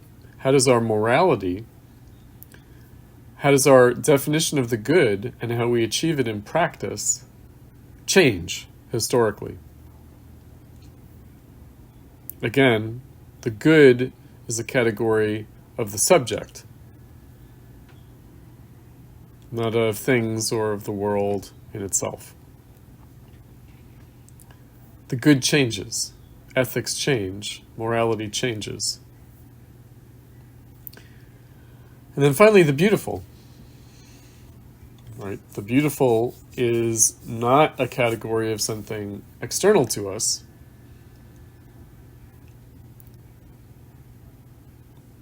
but of our subjective reality and experience. That might be easier for us to grasp. But also how we develop the aesthetics of the beautiful historically, and how we revolutionize them. How all cultures have the concept of the beautiful, but differ quite profoundly in their experience of it, in the objects that are experienced as beautiful. Right, so all cultures, all human communities, all society throughout history have had these values, truth, goodness, and beauty, but the actual phenomena to which they correspond, the appearance of the true, the good, and the beautiful has changed profoundly and even reversed itself across history and in different cultures. Right, so that's what makes it revolutionary. It's also what makes it critical philosophy. It's critical because it's about change. It's revolutionary because it's about a qualitative transformation of the subject. That the subject is capable of itself, namely in freedom. So we freely change what the truth is. We freely change what moral and practical goodness is. We freely change what we experience as beautiful.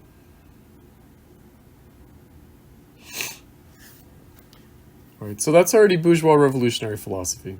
And Marxism takes up from that. however, under different circumstances.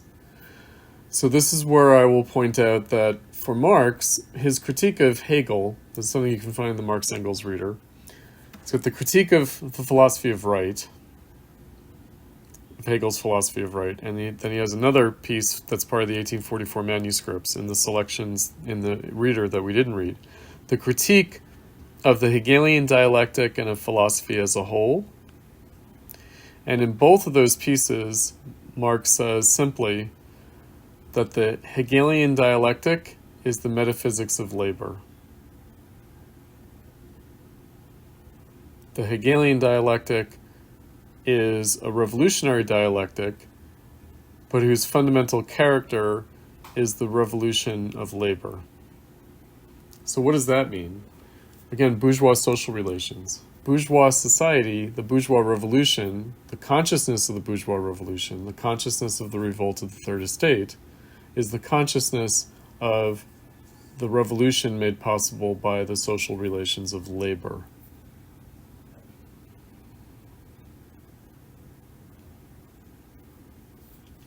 Capitalism is a crisis of that real metaphysics of labor that points beyond the metaphysics of labor, that points beyond that form of changing the world, that form of revolutionizing society. The bourgeois consciousness of that is that that happens in and through labor, in and through the activity of the third estate, the workers, those who work. I think I might have pointed out there was a pamphlet in the French Revolution of 1789, actually the most popular pamphlet in the Revolution of 1789 in France by the Abbé Sieyès, called What is the Third Estate? And the revolution takes place when the third estate leaves the Estates General, goes to the tennis court at the Palace of Versailles and takes the tennis court oath and establishes themselves as the National Assembly, meaning to the exclusion of the first and second estates,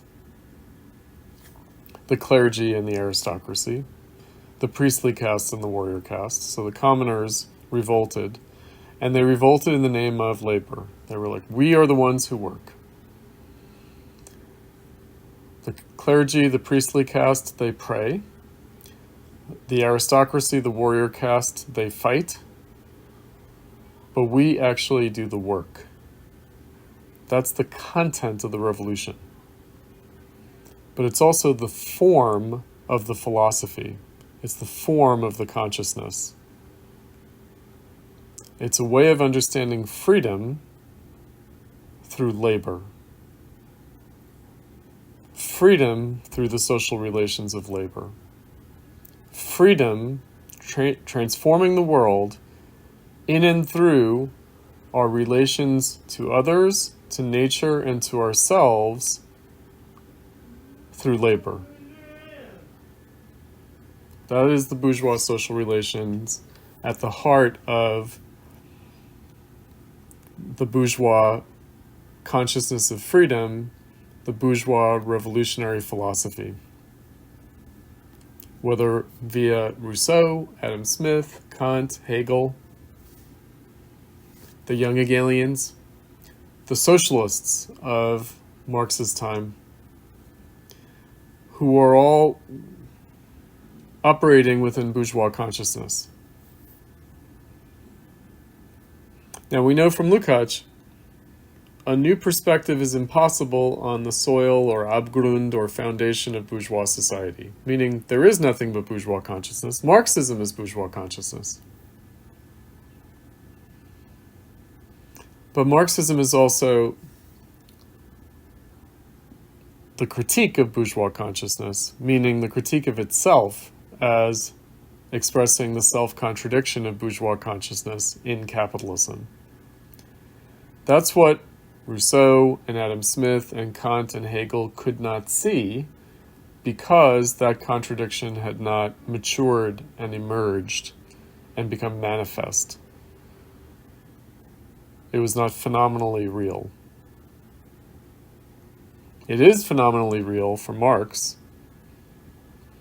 and for his time, but phenomenally real as fetish forms,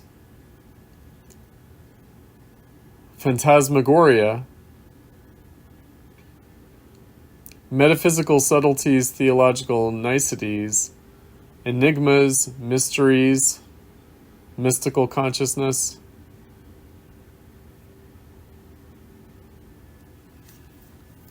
Of labor as a social relation. Labor as a social relation became ideological, became mystified in capitalism. And socialist ideology, communist ideology, is an expression of that mystification. So throughout his life, Marx critiqued the socialists and communists of his time as having an even more mystified view of labor than bourgeois thought itself had had. Right, so Locke, Rousseau, Mandeville, Adam Smith, Kant, Hegel, the American and French revolutionaries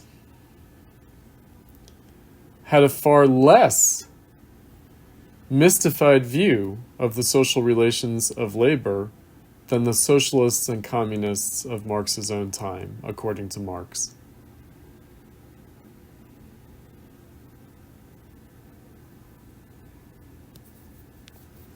That's one side of it.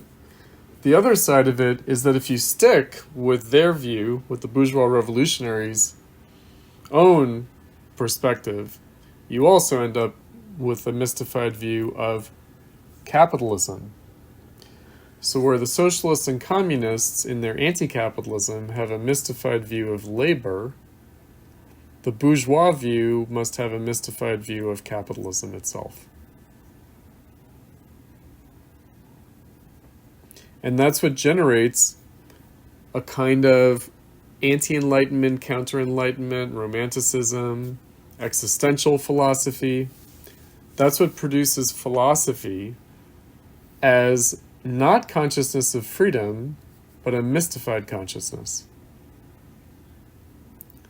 And that's where a Marxist critique of philosophy can have its meaning. It can critique philosophy as a form of mystified consciousness. In the same way that it can critique political economy and socialist and communist ideology, right, these three components of Marxism, as mystified consciousness, or as ideology, simply as ideology. So philosophy is ideology, political economy is ideology, and revolutionary politics is ideology. All of it is descended from bourgeois revolutionary consciousness, theoretical and practical consciousness, but all of it becomes mystification in capitalism.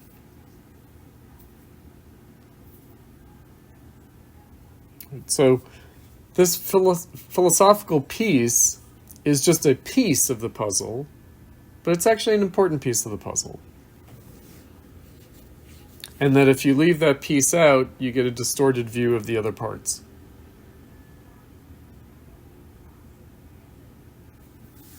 Because again, philosophy per se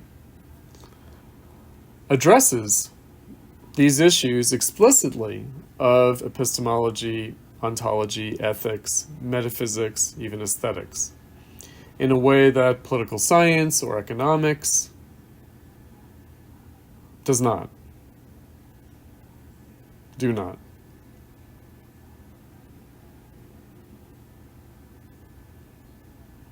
Right. So in its form, in its formal domain, what philosophy is supposed to do,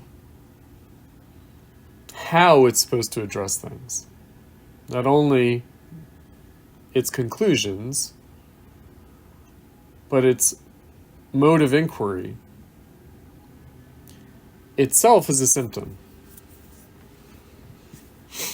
Right, so this is different from the conventional idea, which is that there's this reality, and then we have a method for investigating that reality. Well, actually, how can you separate? Right? We're part of the reality that we're trying to investigate. So our investigation of reality is itself part of reality.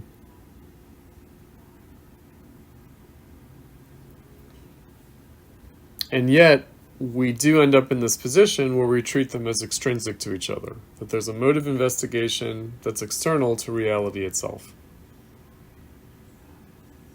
Interestingly, bourgeois thought had already surpassed that separation. That's the meaning of the dialectic. But in capitalism, they become separated again. There's a disintegration of the dialectic. So how can one address that disintegration of the dialectic? Dialectically. That is the pure historicization of the dialectic that Lukacs mentioned in the preface to History and Class Consciousness, and it's the additional twist. All right, so it's the pure historicization of the dialectic and the additional dialectical twist involved in this dialectical critique of the dialectic itself. Meaning, the dialectical critique that does not itself reify or hypostasize the dialectical method.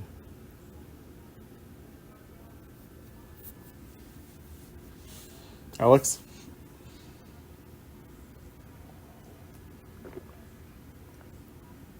Yeah, I just wanted to mention a quote from Marx where he says that as one does not judge an individual by what he thinks about himself, we cannot accept the method, which itself is a reflection of what society at the current time thinks about. So when he talks about ideologies in the preface to a contribution to the critique of political economy, Right. He says that he analogizes it to the opinion of oneself, the ideologies. That's very good.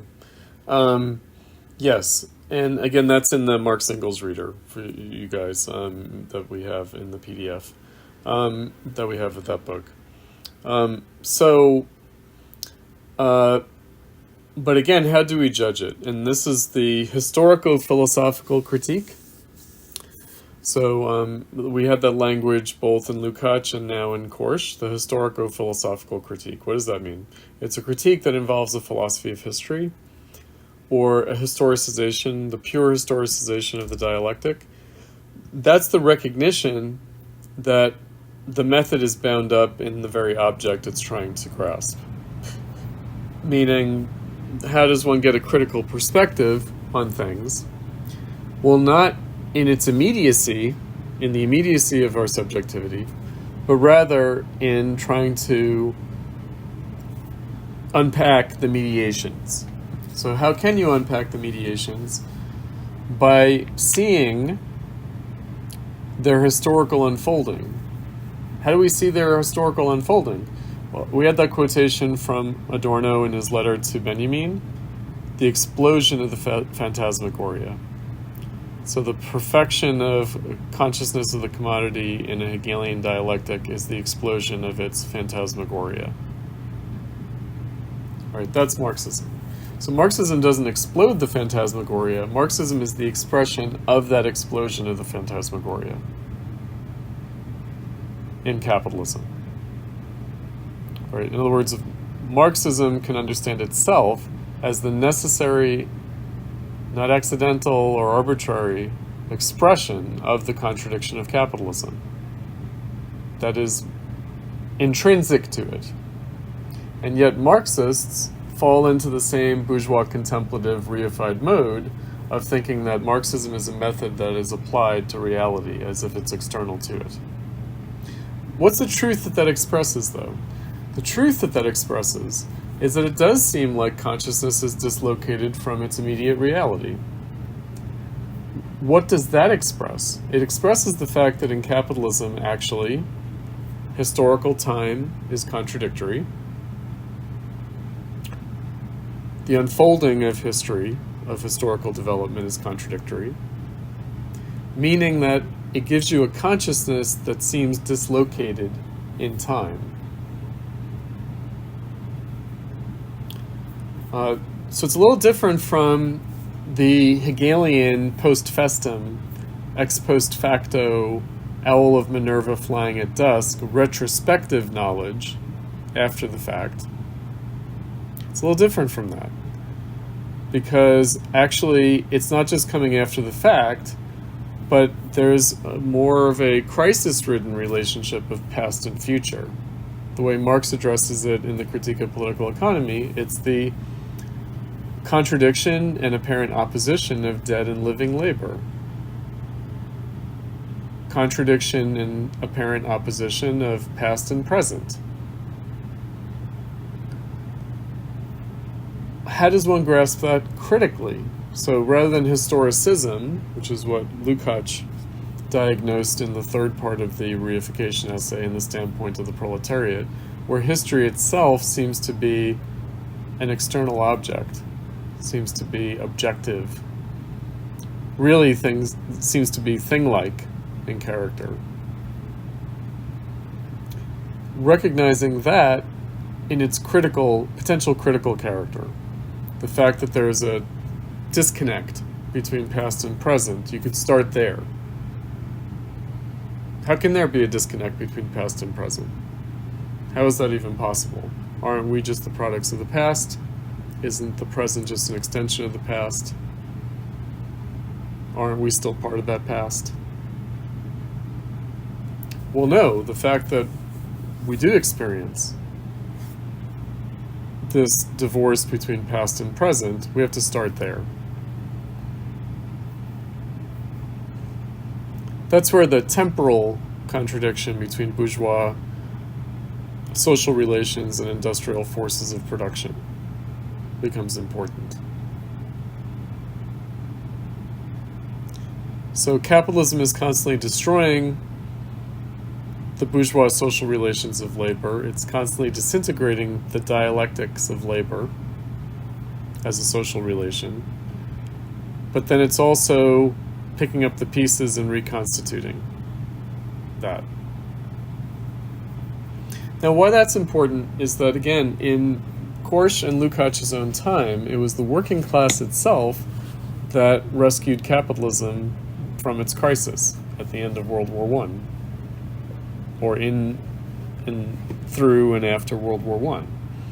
It's the working class itself that did take over capitalism and maintained it, which is inseparable from the possibility of overcoming it, right?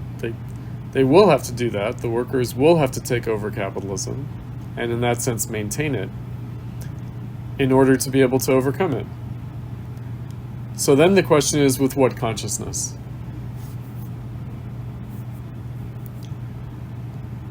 And that's where the time is not ripe, and the time never being ripe, and revolution always coming too late and too early, the Rosa Luxemburg idea from 1918. It's always overripe and premature. That is a symptom. That is itself a phenomenon. That is itself a necessary form of appearance of the contradiction of capitalism itself. It's not just this paralyzing inability to act, right? The Hamlet, we'll read about this next week. To be or not to be, that is the question. Or to act or not to act, that is the question.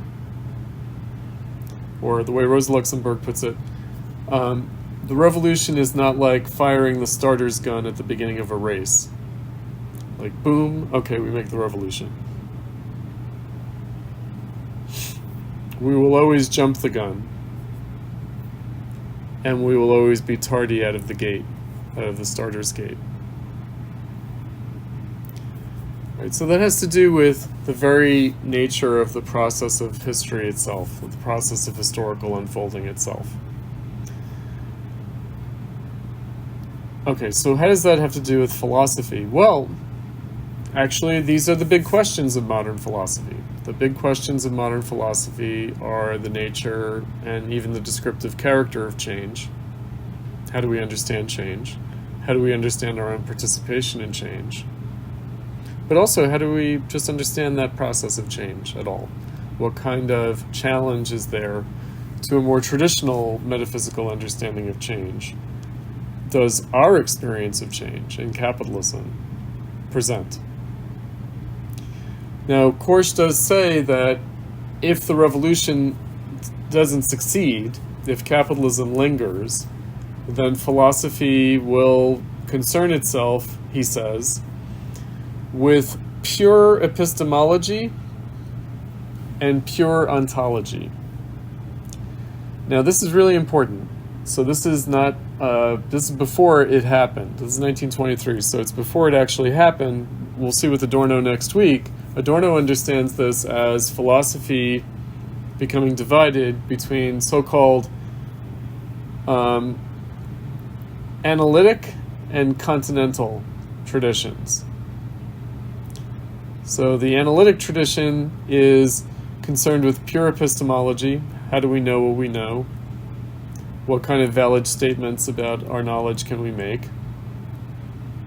Including things like logical empiricism by Karl Popper and others, but just analytic philosophy itself. And then continental philosophy, which is basically Heidegger. It's basically the philosophy of being, of Dasein, namely ontology.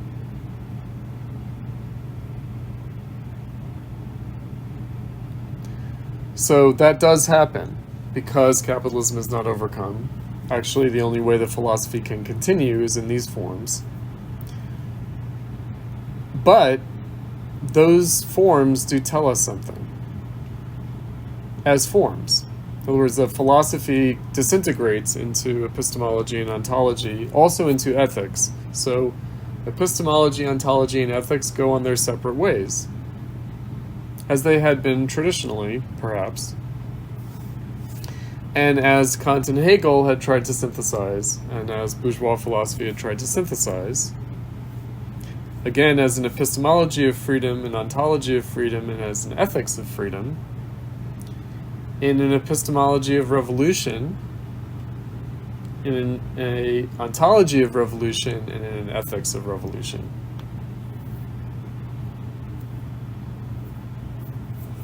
But that disintegrated again in capitalism. And not just after 1923, but of course in the 19th century, after 1848, but also in the aftermath of the French Revolution, in the industrial era. Alex. Yeah, I was just recently thinking about that the late medieval philosophy, realism and nominalism, yes, which is basically continental, and nominalism comes up in analytical philosophy. Yep.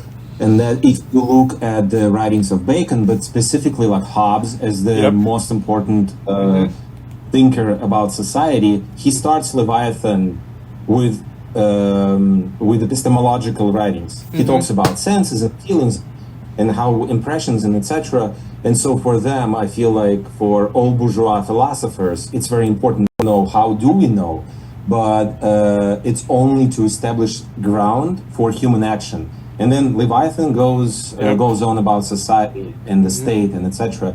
And all of them, Locke, including they all, and Hume, they all wrote about epistemology, but only as the means to an end, and the end was human society. And it does seem that there is this disintegration in the 19th century and then 20th century especially. Where epistemology becomes a kind of rabbit hole. It doesn't become the foundation for action. It becomes a kind of bottomless vertigo. Wittgenstein and Bertrand Russell. Yeah, that's right. Who were the analytic philosophers as well, right? And Bertrand Russell in particular, an exegalian, right? So in many ways he helps establish analytic philosophy, but as an exegalian, meaning as self-consciously rejecting Hegelianism. He also said that... but also as a socialist. Wasn't he a socialist? Yeah, go ahead. I'm not sure about that. His history of philosophy reads a little bit too conservative, in my opinion, and he says that Rousseau results in Bakunin and chaos. Oh, right. Okay, so Bakunin. That's what he says, at least. That's right. In his book. That's right. I think that he is a socialist, but he's a non-Marxist socialist, I think. I'm pretty sure that he thought of himself as some kind of a socialist. Maybe as like a Fabian socialist. Right? So, yeah, I think. I mean, I'm only pointing that out because it's pertinent, right? So he was, I mean, I'm pretty sure about this, an anti-Marxist socialist, right? And I think that he rejected Marxism in the same way that he rejected Hegelianism, and rejected it on epistemological grounds. Meaning he rejected Hegelianism and Marxism as irrationalism and mystifying. And he basically had a kind of rationalistic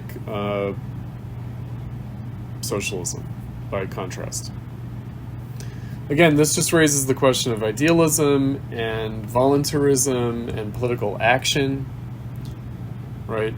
And revolutionary philosophy, per se. So, bourgeois consciousness did not feel ungrounded in its revolutionary aspiration. But now it does seem like any attempt to change the world, actually any attempt to even grasp the world, kind of has a missing foundation.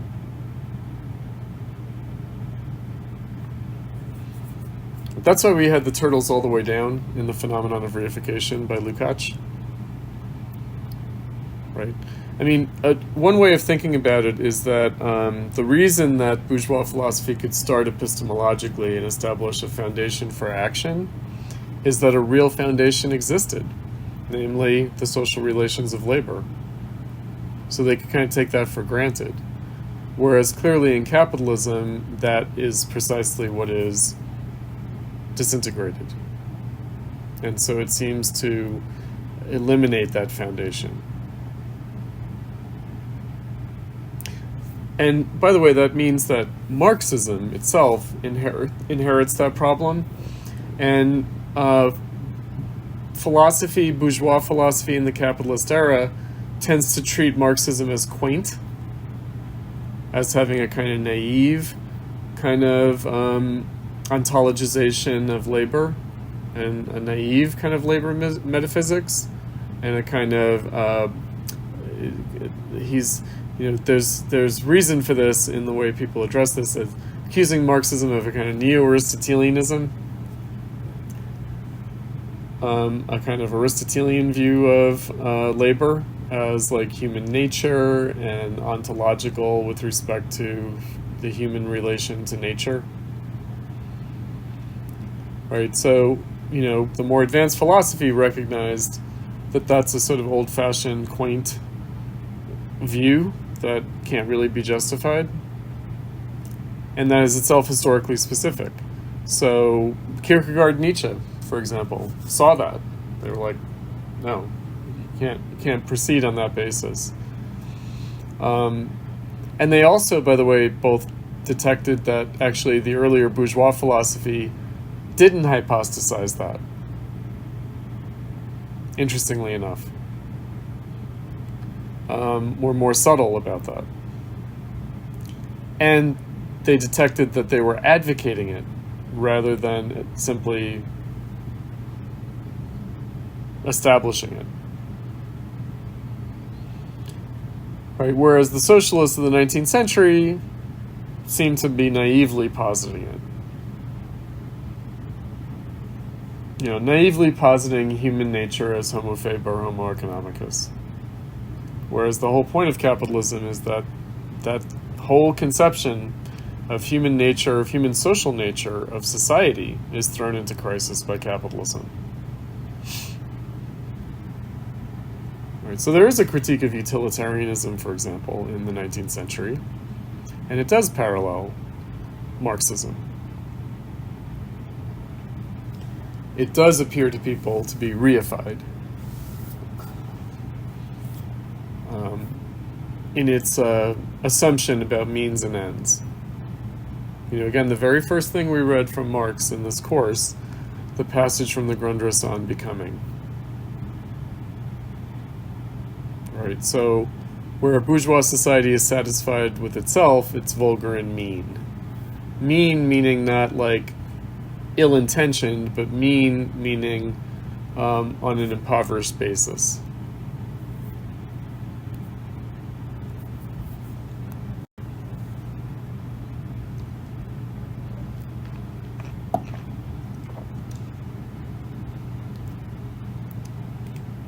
All right, we're getting to time, and I just want to end with looking at the final lines of Korsch's Marxism and Philosophy. Because they will set up for us Adorno, the beginning of negative dialectics. So bear with me, I know that we're already running late, but bear with me while we look at these last few lines before we adjourn.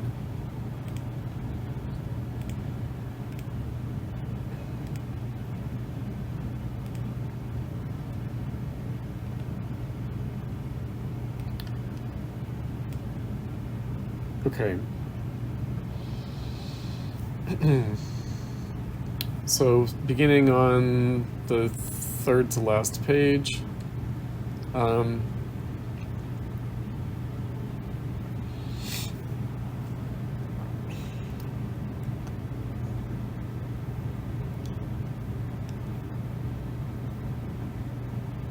the naively metaphysical standpoint of sound bourgeois common sense considers thought independent of being, and defines truth as the correspondence of thought to an object that is external to it and mirrored by it.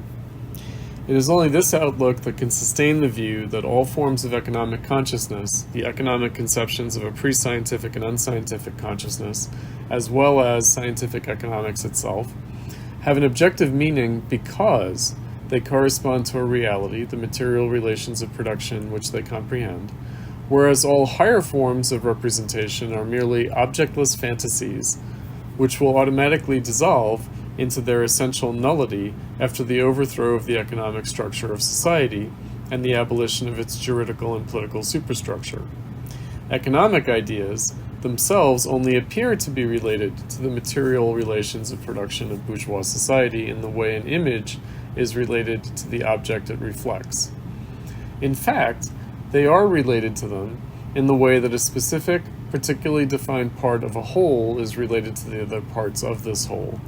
Bourgeois economics belongs with the material relations of production to bourgeois society as a totality.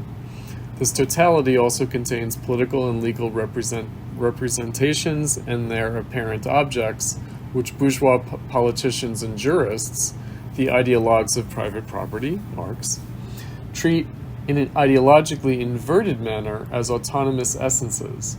Finally, it also includes the higher ideologies of the art, religion, and philosophy of bourgeois society. If it seems that there are no objects which these representations can reflect, correctly or incorrectly, this is because economic, political, or legal representations do not have particular objects which exist independently either, isolated from the other phenomena of bourgeois society. To counterpose such objects to these representations is an abstract and ideological bourgeois procedure. They merely express bourgeois society as a totality in a particular way, just as do art, religion, and philosophy.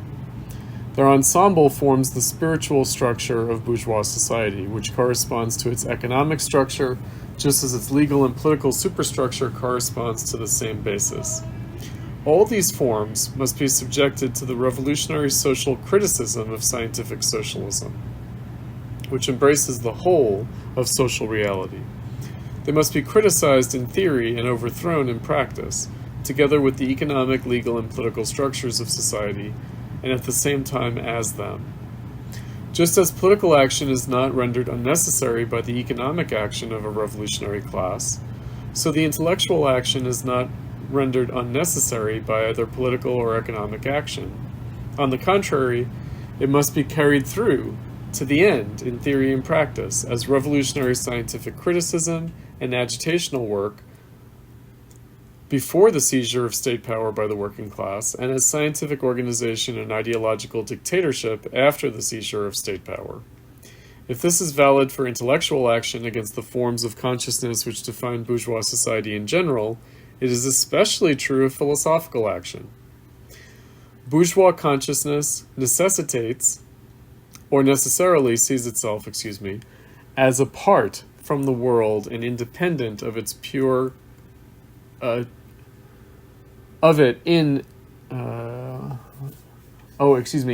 of it as pure critical philosophy and impartial science, just as the bourgeois state and bourgeois law appear to be above society. This consciousness must be philosophically fought by the revolutionary materialist dialectic, which is the philosophy of the working class.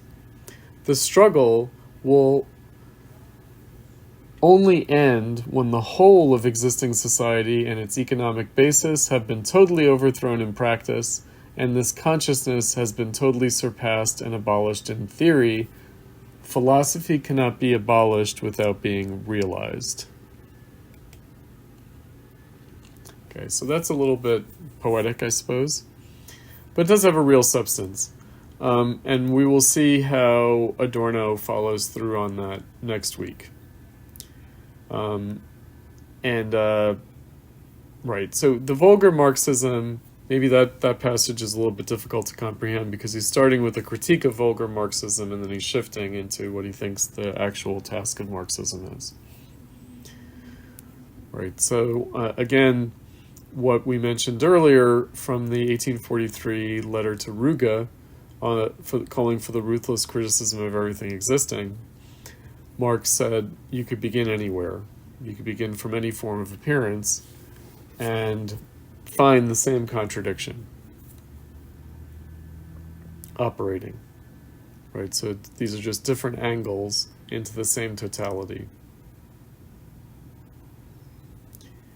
And they're all expressions of the same social historical reality, and therefore they're all symptoms of the need to change that total social reality.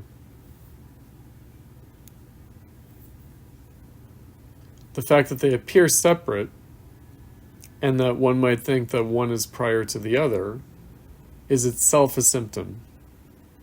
Right, so kind of culturalistic accounts of the economy or economic accounts of culture, philosophical understandings of society or social theoretical understandings of philosophy, right? No matter which direction you're going from, you're approaching the same object, namely the relation of these things to each other in a totality. And that's why you can begin anywhere. They thought. These crazy Marxists thought. Okay, so let's adjourn for this evening, and we'll come back on Monday. I'm going to send an announcement through Canvas specifying what we talked about at the beginning of class, namely the particular readings we'll be doing on Monday, Tuesday, and Thursday next week. From Adorno.